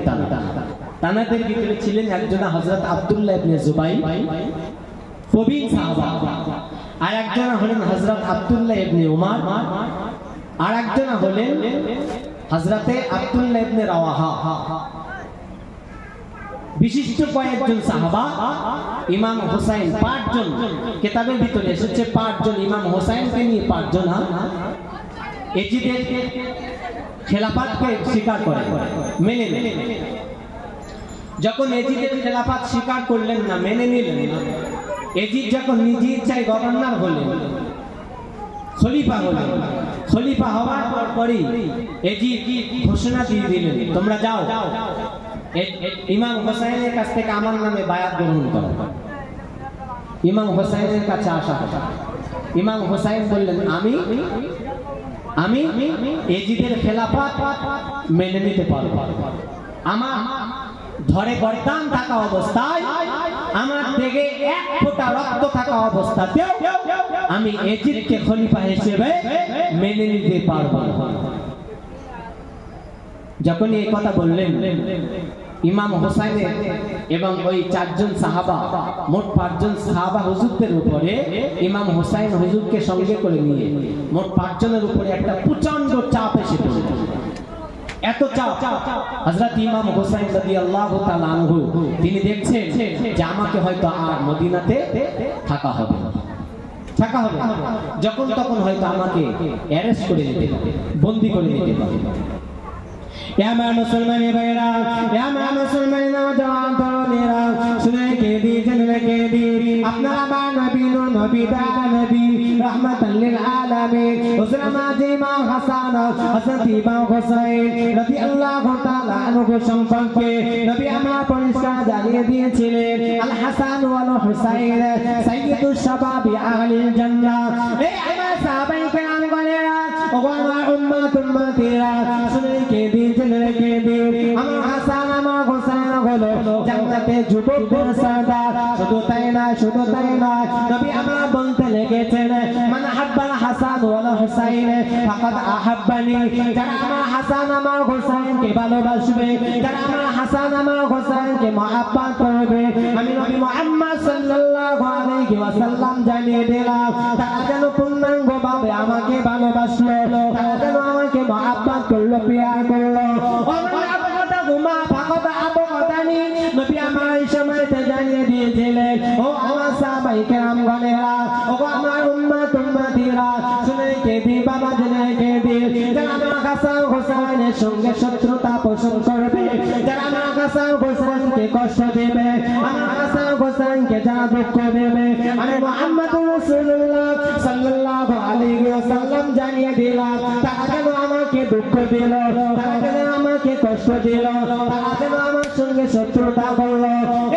নবী উম্মতিরা, নবী আমাদের দুনিয়া শাহেনশাহ আকাই নামদার মুবাক্কির মওজুদা সাইয়্যিদুল মুরসালিন শাফিউল মুজনাবিন রাহমাতাল লিল আলামিন। হুজুর আমার শুধুই বলে কান্ত গানা, হযরত ইমাম হাসান, হযরত ইমাম হুসাইন রাদিয়াল্লাহু তাআলা আনহুমা 2 ভাইকে এত মহব্বত করতেন, এত বিয়া করতে ভালোবাসতেন নবী আমার তাদেরকে কোলের ভিতরে নিয়ে মাঝে মাঝে মাঝে মাঝে মাঝে মাঝে নবী আমার মসজিদুল নববীতে বসে হযরত ইমাম হাসান হযরত ইমাম হুসাইন রাদিয়াল্লাহু তাআলা আনহুমার গায়ের ভিতরে নাক লাগিয়ে নবী আমার হাসান হুসাইনের গায়ের ঘেরানটুকু শুকতেন। জোরে বলুন সুবহানাল্লাহ, আর একটু জোরে বলুন সুবহানাল্লাহ। এতটা হাসান এবং হুসাইনকে নবী ভালোবাসতেন, রাসূলুল্লাহ মাঝে মাঝে মসজিদুল নববীতে বসে হযরত ইমাম হাসান হযরত ইমাম হুসাইনকে রাসূলুল্লাহর কোলের উপরে রেখে তাদের গায়ের ঘেরান নিতেন। সাহাবায়ে কেরামগণেরা একদিন আরজ করলেন, ইয়া রাসূলুল্লাহ হাবিবাল্লাহ, হুজুর আমরা প্রায় সময় দেখেছি আপনি হযরত ইমাম হাসান হযরত ইমাম হুসাইনকে কোলের ভিতরে নিয়ে তাদের গায়ে নাক লাগিয়ে আপনি তাদের গায়ের ঘেরানটুকু নেন কেন? ঘেরানটুকু নেন। এই জিজ্ঞাসা করার প্রশ্ন আপনার কাছে আমাদের লেগেছে। কেন আপনি তাদের গা শোকেন? ভাই আমাদের গায়ের গন্ধ কি সুগন্ধি? এর কথা বলেন। আমাদের গায়ের গন্ধ সুগন্ধি ভাই। যদি গায়ে স্প্রে না মেরে এক হাতে দুজন যদি শুই, বাড়ির লোক বলবে তুমি ওই দিক ফিরে এসো, আমি এই দিক ফিরে এসো। মানে এত সুগন্ধি আমাদের দেহের থেকে বার হয়। কি সুগন্ধি আমাদের গায়ে। আর নবী হযরত ইমাম হাসান হযরত ইমাম হুসাইন রাদিয়াল্লাহু তাআলা আনহুমা দুই ভাইকে কোলের ভিতরে নিয়ে রাসূলুল্লাহ তাদের গায়ের ভিতরে নাক লাগিয়ে তাদের গায়ের ঘেরান নিতেন। নবী বলতেন, রাওহাতা ইয়া মিনাদ দুনিয়া, রাইহাতা ইয়া মিনাদ দুনিয়া। সাহাবায়ে কেরামগণের আরজ করলেন, ইয়া রাসূলুল্লাহ আপনি এই দুই ভাইকে কোলের ভিতরে নিয়ে তাদের গায়ের ঘেরান নেন কেন?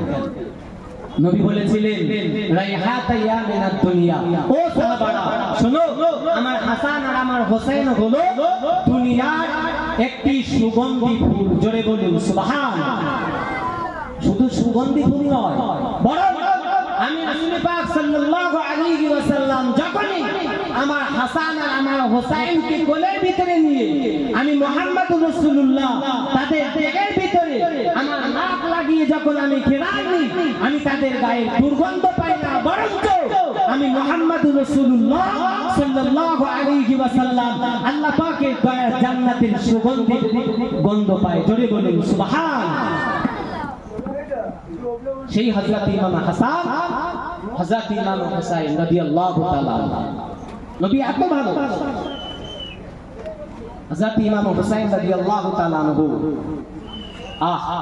তিনি আর মদিনাতে থাকতে পারলেন না। চিন্তা করলেন আমার আর মদিনায় থাকা হবে না। আমার মুসলমান ভাইরা, আমার মুসলমান নওজওয়ান তরুণেরা, ওগো আমার ভাইরা বোনেরা বেটিরা, হযরত ইমাম হুসাইন রাদিয়াল্লাহু তাআলা আনহু হুজুর আমার এক তারিখে রাতের বেলাতে টুক টুক টুক টুক করে হাঁটতে হাঁটতে আপনার আমার নবী রাহমাতাল লিল আলামিনের মাজার মুকদ্দাসে গিয়ে হাজির হয়ে গেলেন। রওজায়ে আকদাসে গিয়ে হাজির হয়ে গেলেন। এই নবী উম্মতেরা হযরত ইমাম হুসাইন রাদিয়াল্লাহু তাআলা আনহু হুজুর আমার যখন নবীর মাজার মুকদ্দাসে গিয়ে হাজির হয়ে গেলেন, নবীর মাজার মুকদ্দাসে গিয়ে সালাম দিলেন, আসসালামু আলাইকা ইয়া রাসূলুল্লাহ, আসসালামু আলাইকা ইয়া হাবিবাল্লাহ, আসসালামু আলাইকা ইয়া রাহমাতাল লিল আলামিন, আসসালামু আলাইকা ইয়া শাফিউল মাজনাবিন। নবী সালাম নবী আমার নবী মাজার মুকদ্দাসে যে হযরত ইমাম হুসাইন রাদিয়াল্লাহু তাআলা আনহু হুজুর সালাম দিয়ে আল্লাহ পাকের নবী দরবারে আরজ করতে লেগেছে, ইয়া রাসূলুল্লাহ হাবিবাল্লাহ, ইয়া রাসূলুল্লাহ হাবিবাল্লাহ, ওগো নানা জান, ওগো আমার নানা জান, না না না না না আমি হুসাইন। মনে মনে আমার চিন্তা ছিল, মনে মনে আমার এই ভাবনাটাই ছিল, আল্লাহ পাক রব্বুল আলামিন যে কটা দিন আমার হায়াত হাতে রাখবেন আমি আমার বাকি জীবনটুকু আমি এই মদিনা শরীফের উপরে কাটিয়ে দেব মাঝে মাঝে মাঝে মাঝে যখনই আমার মন জাগাতো হবে আপনার মাজার মুকদ্দাসে এসে সালাম টুকু দেব ইয়া রাসূলুল্লাহ হাবিবাল্লাহ না না না না না হয়তো আমার জীবনে আর আশা হবে না আমার জীবনে হয়তো আর আমার আপনার মাজার মুকদ্দাসে আশা হবে না ইয়া রাসূলুল্লাহ হাবিবাল্লাহ আমি আমির মুআবিয়া রাদিয়াল্লাহু তাআলা আনহু বেটা এজিদের খেলাফতকে আমি গ্রহণ করি নাই বলে আমার উপরে অত্যন্ত চাপ এসে গিয়েছে ইয়া রাসূলুল্লাহ হাবিবাল্লাহ ও আল্লাহ নানা জান আগাইতে আমার আকা আর নাই গো গোলাম রাব के दुलारे तुम भी तो हो सबके सहारे तुम भी तो हो रब के दुलारे तुम भी तो हो सबके सहारे तुम भी तो हो आए नबी जितने दुनिया में सबसे प्यारे तुम भी तो हो सबसे प्यारे तुम भी तो हो भेजी खुदा ने तुझको सलाम भेजी खुदा ने तुझको सलाम तू आका और मैं गुलाम तू आका और मैं गुलाम मुझको पिला दे इश्की का जाम तू आका और मैं गुलाम अल्लाहुम्मा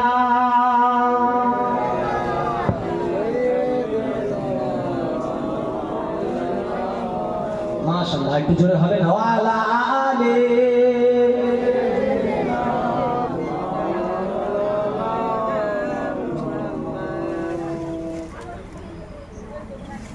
मुझको पिला दे इश्की का जाम तू आका और मैं गुलाम तू बड़ा सूरज वापस पलटे और सजन जाए चल के तू बड़ा सूरज वापस पलटे और सजन जाए चल के तुम जजो हो जाए पल में कैसे क्या हो जाए पल में कैसे क्या हो जाए अल्लाह की जाने तेरा मकाम अल्लाह की जाने तेरा मकाम तू आका और मैं गुलाम तू आका और मैं गुलाम मुझको पिला दे इश्की का जाम तू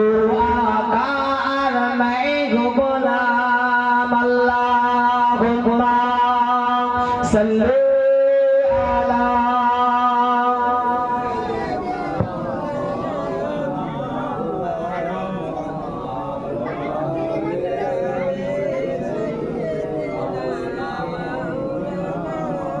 আমার দিনদারি ইমানদার ভাইরা নেককার আল্লাহ ওয়ালা গণেরা জওয়ানেরা যুবকেরা আমার মুরব্বিয়া বাচ্চারা আলোচনায় কি কোনো অসুবিধা হচ্ছে একটু কথা বলে ভাই মুহররম মাস আসলে এই আলোচনাটুকু হয় অন্যান্য মাসে এত আলোচনা হয় না আমরা তো সেই নবী আহলে বায়াত रसूल पाक सल्लल्लाहु अलैहि वसल्लम একদিন हजरत अली रदियल्लाहु ताला अन्हु के डाकला हजरत फातिमा रदियल्लाहु ताला अन्हा के डाकला नवासा हजरत इमाम हसन हजरत इमाम हुसैन हुजूर के डाकला কজন একটু কথা বলে আলী ফাতিমা হাসান হুসাইন কজন হলো চার নবী তানাদের ভিতরে শামিল হয়ে এরকম একটি রুমাল বা চাদর নিয়ে রাসূল পাক সাল্লাল্লাহু আলাইহি ওয়াসাল্লাম মাথা মোবারক এবং ওই চারজন মিলে মোট 5 জন এই রুমালের ভিতরে মাথা ঢুকিয়ে রুমালের ভিতরে মাথা ঢুকিয়ে দিয়ে নবী আমার দোয়া করলেন। কি দোয়া? আল্লাহুম্মা হাউলাই ইয়া আল্লাহুম্মা হাউলাই আহলাল বাইত, আল্লাহুম্মা হাউলাই আহলাল বাইত। আল্লাহ, এই যে যারা আমার সঙ্গে আছে, এই যে চারজন আমার সঙ্গে আছে, আলী, ফাতেমা, হাসান আর হোসাইন, এরা হলো আমার আহলে বায়াত। আল্লাহ, আমি মুহাম্মদ সাল্লাল্লাহু আলাইহি ওয়াসাল্লাম আমার এই আহলে বায়াতের উপরে সন্তুষ্ট। আল্লাহ, আপনি এদের উপরে সন্তুষ্ট হয়ে যান। জোরে বলুন সুবহানাল্লাহ। শুধু তাই নয়, আল্লাহ এই আহলে বায়াতের উপরে গোটা পৃথিবীর যে সমস্ত উম্মতি মুসলিমা যাদেরকে ভালোবাসবে, আল্লাহ আপনিও তাদেরকে ভালোবাসবেন। জোরে বলুন সুবহানাল্লাহ। আমরা সেই আহলে বায়াতদেরকে ভালোবাসি। লাইলাতুল আশরা, ইয়ামুল আশরা আসলে হযরত ইমাম হাসান, হযরত ইমাম হুসাইন হুজুরদের সম্পর্কে দুটি কথা আমরা না বলে থাকতে পারি না। কেন? নবী বলেছেন ওদেরকে যারা ভালোবাসবে, আমি নবীকে ভালোবাসবো, আর আল্লাহ পাক রব্বুল আলামিন তাদেরকেও ভালোবাসবে। জোরে বলুন সুবহানাল্লাহ। সেই হযরত ইমাম হাসান, হযরত ইমাম হুসাইন রাদিয়াল্লাহু তাআলা দুই ভাই অসুস্থ, বিমার। হযরত ফাতেমা রাদিয়াল্লাহু তাআলা আনহা নবীর দরবারে গিয়ে হাজির হয়েছে। সালাম দিন, আসসালামু আলাইকা ইয়া রাসূলুল্লাহ, হাবিবাল্লাহ। নবী সালামের জবাব দিয়ে জিজ্ঞাসা করলেন, মা ফাতেমা, কি খবর মা? মনটা একটু খারাপ, মনটা একটু মলিন কেন মা? কি হয়েছে? হযরত ফাতেমা রাদিয়াল্লাহু তাআলা আনহা বলেছিলেন, আব্বা যান, আমার হাসান আর আমার হুসাইন আজ কয়েকদিন তাদের বিমার। আব্বা, তাদের জন্য আপনি একটু দোয়া করুন, আল্লাহ যেন তাদের বিমাতে শিফায়ে কামেলা দান করেন। আর আমি ফাতেমা এই জন্যই আপনার কাছে এসেছি। নবী বললেন, ফাতেমা যাও যাও, আলীকে যে বলে দেবে আমি রাসূলুল্লাহ তাদের জন্য দোয়া করলাম। শুধু তাই নয়, আলীকে যে বলবে তোমরা বাড়িতে যে দুজনা স্বামী আর স্ত্রী দুজনা মিলে আল্লাহর সন্তুষ্টি রেজাবন্দির জন্য 3টি রোজা রেখে দেবে। জোরে বলুন সুবহানাল্লাহ। হযরত ফাতেমা রাদিয়াল্লাহু তাআলা আনহা হযরত ফাতেমা রাদিয়াল্লাহু তাআলা আনহা বাড়িতে আসলেন।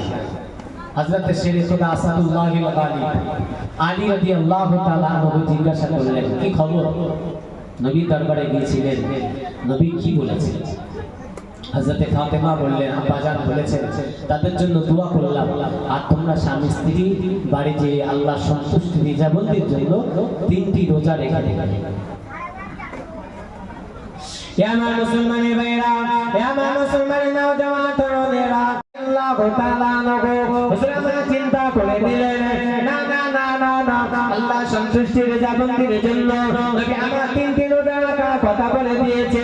কিন্তু না না না, আমি আলী গোলাম, অত্যন্ত গরিব, আমি আলী গোলাম, অত্যন্ত গরিব, আমি আলীর ঘরেতে ইফতারি করার মতো, সেহরি করার মতো আমি আলী আমার বাড়িতে কোনো খাদ্য নাই, আমি আলী আমার বাড়িতে কোনো খাবার নাই। আমি আলী রোজা রাখবো তো বটে, কিন্তু আমার বাড়িতে ইফতারি করবার মতো, সেহরি করবার মতো আমার বাড়িতে কোনো খাবার নাই। আপনাকে আমার কোনো কাজ দেবে, আপনাকে আমার কোনো কাজ দেবে, আমি সেই কাজ করার পরেতে আমি যে মুনাফাটুকু পাবো, পয়সাটুকু পাবো, ওই পয়সাটুকু নিয়ে আমি আলী মদিনার বাজার থেকে কিছু আটা, কিছু গমের আটা, কিছু গমের আটা আমি আলী কিনে নিয়ে যাবো আমার বাড়িতে। যে আমি আলী ওইটুকু আটা নিয়ে আমার সেহরি ইফতারির জন্য আমার যথেষ্ট হয়ে যাবে। আপনারা কি আমার কোনো কাজ দেবে? হযরত আলী রাদিয়াল্লাহু তাআলা কিতাবের ভিতরে বর্ণনা এসেছে, কিছু পয়সা হযরত আলী রাদিয়াল্লাহু তাআলা জোগাড় করতে পেরেছে। হযরত আলী রাদিয়াল্লাহু তাআলা মদিনার বাজার থেকে কিছু আটা কিনে নিয়ে গেলেন, কিছু আটা, কিছু খাদ্য কিনে নিয়ে গেলেন। রাতে বেলাতে সেহরির সময় হয়ে গেল, দুজনের স্বামী আর স্ত্রী হযরত আলী রাদিয়াল্লাহু তাআলা এবং হযরত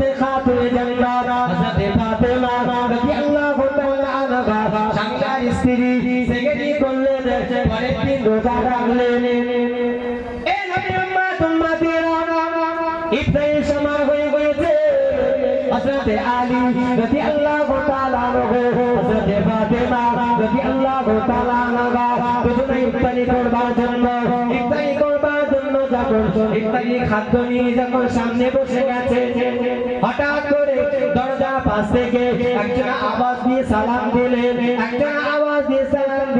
আসসালামু আলাইকুম ইয়া আহলা আল বাইত, ও বাড়িওয়ালা বাড়িতে আছেন নাকি?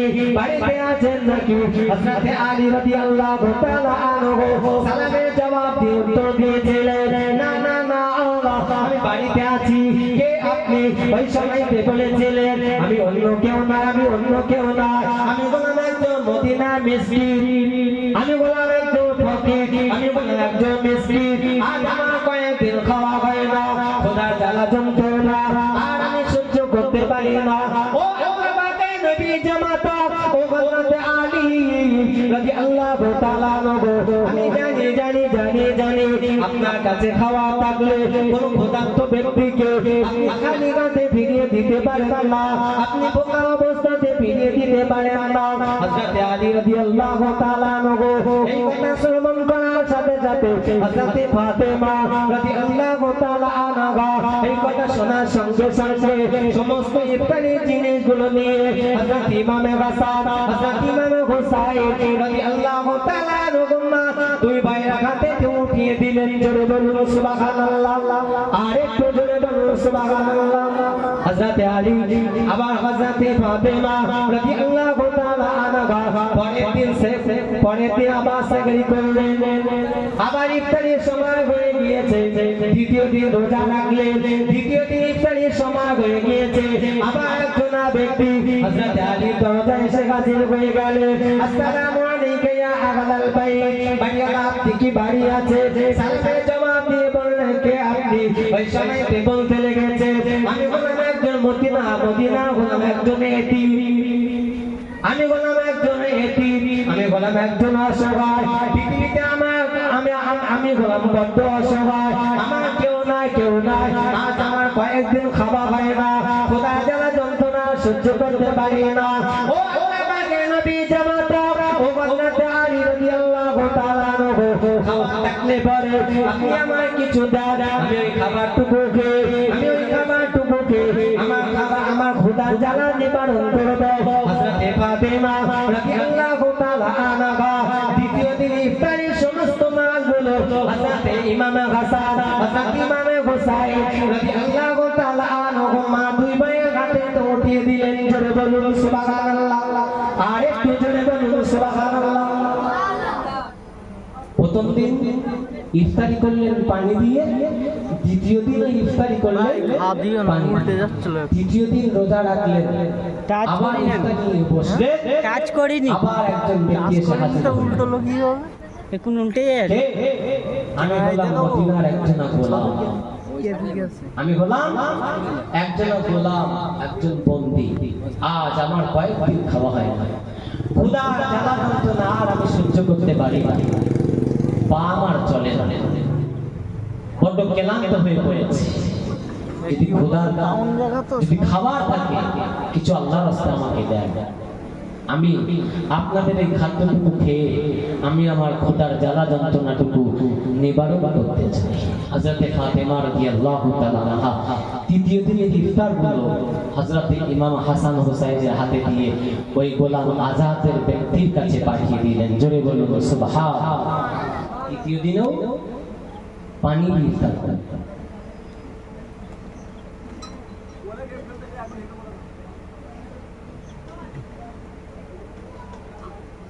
তৃতীয় দিন ইফতার করলেন পানি দিয়ে, প্রথম দিন ইফতার করলেন পানি দিয়ে, দ্বিতীয় দিন ইফতার করলেন পানি দিয়ে, তৃতীয় দিনেও ইফতার করলেন পানি দিয়ে। আল্লাহ পাকের কি করুণা, আল্লাহ পাকের কি দয়া। হযরত ইমাম হাসান, হযরত ইমাম হুসাইন রাদিয়াল্লাহু তাআলা আনহুমার দুই ভাইয়ের শরীরকে আল্লাহ সুস্থ করে দিলেন। জোরে বলুন সুবহানাল্লাহ। একদিন হযরত আলী রাদিয়াল্লাহু তাআলা আনহু হুজুর আমার দুই সন্তানকে সঙ্গে নিলেন, একদিকে হযরত হাসান, একদিকে হযরত হুসাইন রাদিয়াল্লাহু তাআলা আনহু, দুই ভাইকে সঙ্গে নিয়ে হযরত আলী রাদিয়াল্লাহু তাআলা আনহু হাঁটতে মসজিদুন নববীতে আপনার আমার নবীর দরবারে যাচ্ছে। আর রাসূল পাক সাল্লাল্লাহু আলাইহি ওয়াসাল্লাম দূর থেকে দেখতে পেয়ে রাসূল পাক সাল্লাল্লাহু আলাইহি ওয়াসাল্লাম মসজিদুন নববীর বাইরে এসে দাঁড়িয়ে গেলেন। জোরে বলুন সুবহানাল্লাহ।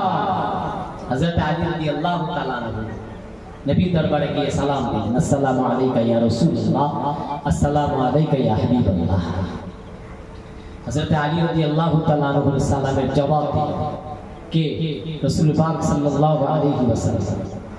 রাসূল পাক সাল্লাল্লাহু আলাইহি ওয়াসাল্লাম সালামের জবাব দিয়ে বলতে লেগেছেন, বাবা আলী, বাবা আলী, তোমরা যে এই 3 দিন ধরে মিসকিনের সঙ্গে, এতিমের সঙ্গে, গোলামের সঙ্গে যে ব্যবহার করেছো, আল্লাহ পাক তোমাদের ব্যবহারে খুশি হয়ে আল্লাহ কোরআনের একটি সূরার কয়েকটি আয়াত আল্লাহ নাযিল করে দিয়েছেন। জোরে বলুন সুবহানাল্লাহ।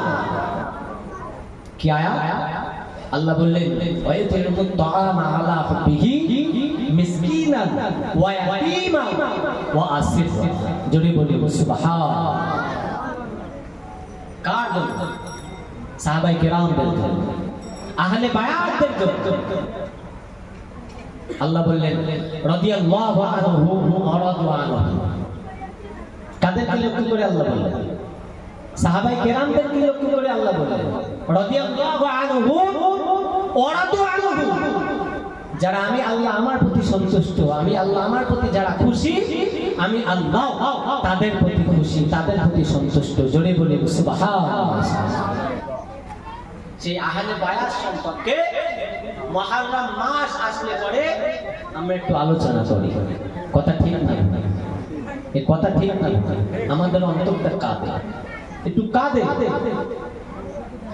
আমার মুসলমান ভাইরা, আমার মুসলমান নওজওয়ান তরুণেরা, ওগো আমার মায়েরা, বোনেরা, বেটিরা, শুনে কে দিন, জেনে কে দিন, আপনার আমার নবী, নবী নবী রাহমাতাল লিল আলামিন হুজুর আমার হযরত ইমাম গাসার, হযরত ইমাম হুসাইন রাদিয়াল্লাহু তাআলা আনহুমা হুজুরদেরকে কেমন ভালোবাসতেন। এই নবী উম্মত উম্মতিরা হযরত ইমাম হাসান, হযরত ইমাম হুসাইন রাদিয়াল্লাহু তাআলা আনহুমা দুই ভাইদেরকে এত ভালোবাসতেন, এত মহব্বত করতেন, এত প্যার করতেন। এক তারিখে হযরত ফাতেমা রাদিয়াল্লাহু তাআলা আনহা আপনার নবী, নবী নবী রাহমাতাল লিল আলামিন দরবারে গিয়ে হাজির হলেন। হযরত ফাতেমা রাদিয়াল্লাহু তাআলা আনহা নবীকে যে সালাম দিলেন, নবীকে যে সালাম দিলেন, নবী আমার সালামের জবাব দিয়ে জিজ্ঞাসা করলেন, মা ফাতেমা, কি হয়েছে মা? তুমি কাঁদছো কেন মা? তোমার চোখে পানি কেন মা? কি হয়েছে মা ফাতেমা? কি হয়েছে তোমার? হযরত ফাতেমা রাদিয়াল্লাহু তাআলা আনহা ওই সময়কে জবাব দিয়ে বলেছিলেন, ইয়া রাসূলুল্লাহ, হাবিবাল্লাহ, ও আমার আব্বা জান, ও আল্লাহ পাকের নবী, শুনে কে দিন, জেনে কে দিন, আপনার নওয়াসা হযরত ইমাম হুসাইন রাদিয়াল্লাহু তাআলা আনহুকে আমি ফাতেমা খুঁজে পাচ্ছি না। কি বললেন? আমি ফাতেমা আপনার নওয়াসা হযরত ইমাম হুসাইনকে খুঁজে পাচ্ছি না। ভাই, আমাদের গ্রামে, আমাদের এলাকায় কোনো বাচ্চা যদি হারিয়ে যায়, কোনো বাচ্চা যদি হারিয়ে যায়, মা বাপ চোখের পানি ধরে রাখতে পারে তো? একটু কথা বলতে পারে? পারে। এলাকাবাসী অনেকেই শোকা কাঁদে, ঠিক কিনা? এই কয়েকদিন আগে, এখনো মনে হয় রিসেন্টলি চলছে এই হাওয়াটা, আরে চলছে, বাচ্চা দাঁড়া নেটে দেখেন না? আপনার খবর রাখেন না নাকি? আরে নেট দুনিয়া তো এখন ছয়লা, যে বাচ্চা দাঁড়া বেরিয়েছে, বাচ্চা হরণ করে নিয়ে যাচ্ছে, কত মানুষকে সন্দেহজনক ভাবে হত্যা করছে, কত মানুষকে সন্দেহজনক ভাবে মারছে। একজন ভদ্র মহিলা আমাদেরই ওই এলাকাতে, উত্তর বারাসাতের পরে স্টেশনটার নাম হলো বিরাটি। বিরাটি সংবাদ রাখেন কিনা বলতে পারছি। এই বিরাটি স্টেশনে একজন ভদ্র মহিলা তার মাথার একটু ডিফেক্ট হয়েছে। বাচ্চাকে নিয়ে তিনি ভুলবশত ব্যাগের ভিতরে রেখেছে,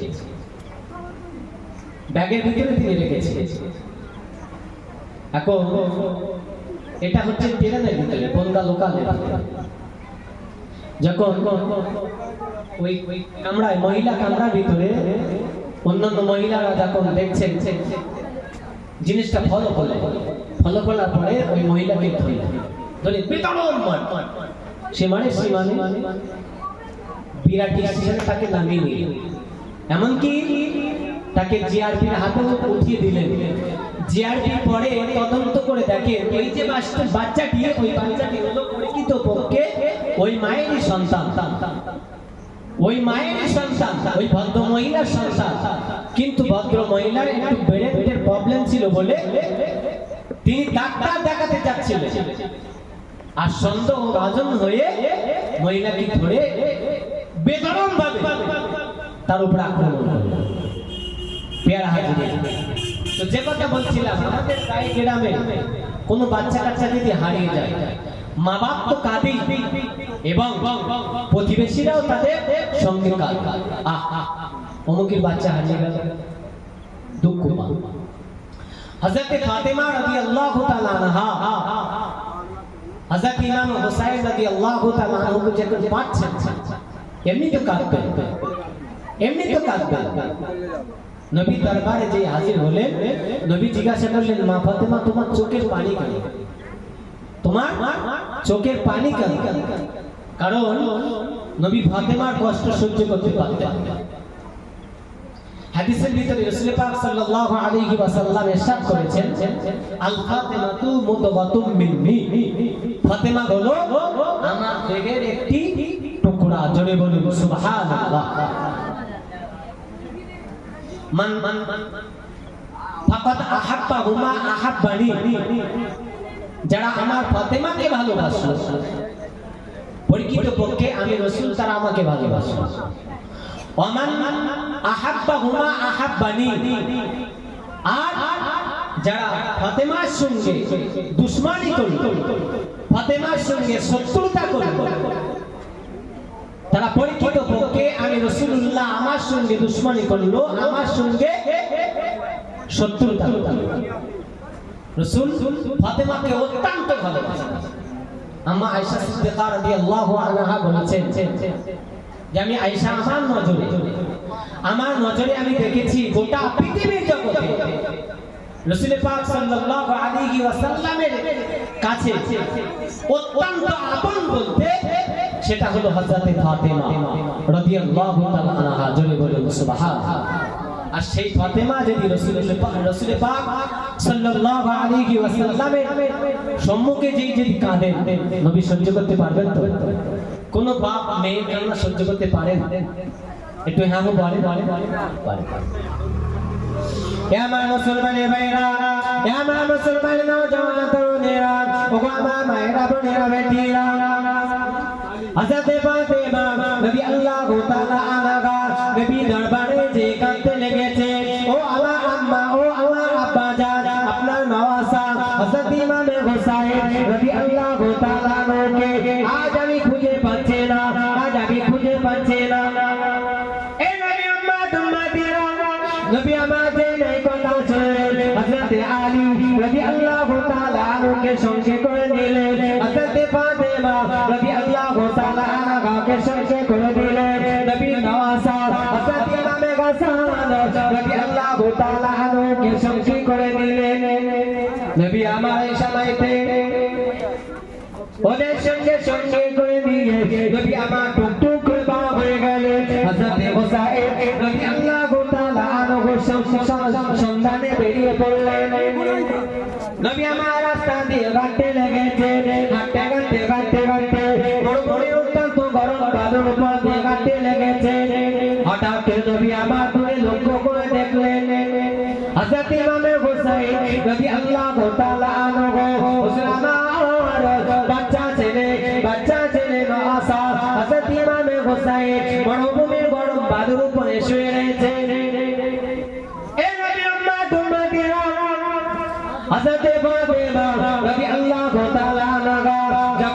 হুসাইনের এই দৃশ্যটা দেখলে হযরত ফাতেমা রাদিয়াল্লাহু তাআলা আনহা চোখে পানি আর ধরে রাখতে পারলেন না। আপনার নওয়াজা আমার কলিজার টুকরা সন্তান হযরত ইমাম হুসাইন দেখুন না ওই মরুভূমির উত্তপ্ত গরম বালুর উপরে কেমন কষ্ট করে শুয়ে আছে। নবী আমার যেই না দেখতে পেলেন, নবী আমার যেই না দেখলেন, নবী আমার ইমাম হুসাইনের এই দৃশ্যখানা দেখে মুচকি মুচকি হাসতে লেগেছে। হযরত ফাতেমা নবীকে প্রশ্ন করলেন, আব্বা আমার হুসাইনের কষ্ট হয়, আমার হুসাইনের কষ্ট হয়, আমি ফাতেমা থাকতে পারি না, আমি মা হয়ে থাকতে পারি না, আর আপনি মুচকি মুচকি হাসতে লেগেছেন। আল্লাহ পাকের নবী এই সময়কে জবাব দিয়ে বলেছিলেন, ও আমার বেটি ফাতেমা শুনে রেখে দাও, মা জেনে রেখে দাও, আমি মুহাম্মদ রাসূলুল্লাহ সাল্লাল্লাহু আলাইহি ওয়াসাল্লাম জানিয়ে দিলাম, আমি নবী যেটা দেখতে পাই তুমি সেটা দেখতে পাও না, আমি নবী যেটা শুনতে পাই তুমি সেটা শুনতে পাও না। ও আমার বেটি ফাতেমা আমি এই জন্যই খাচ্ছি, আমার নওয়াজা হযরত ইমাম হুসাইন রাদিয়াল্লাহু তাআলা আনহু বালির উপরে শুয়ে রয়েছেন তাই নয়, আমার হুসাইন আমি নবী দেখতে পাই। আল্লাহ পাকের ফেরেশতা হযরত জিবরাইল আলাইহিস সালাম আমার ইমাম হুসাইনের পিঠের তলায় একটা দানা বিছিয়ে দিয়েছে, আর উপরে আর একটা দানা দিয়ে ছাওয়া করে রেখেছেন। জোরে বলুন, আর একটু জোরে বলুন সুবহানাল্লাহ। আল্লাহুম্মা সাল্লি আলা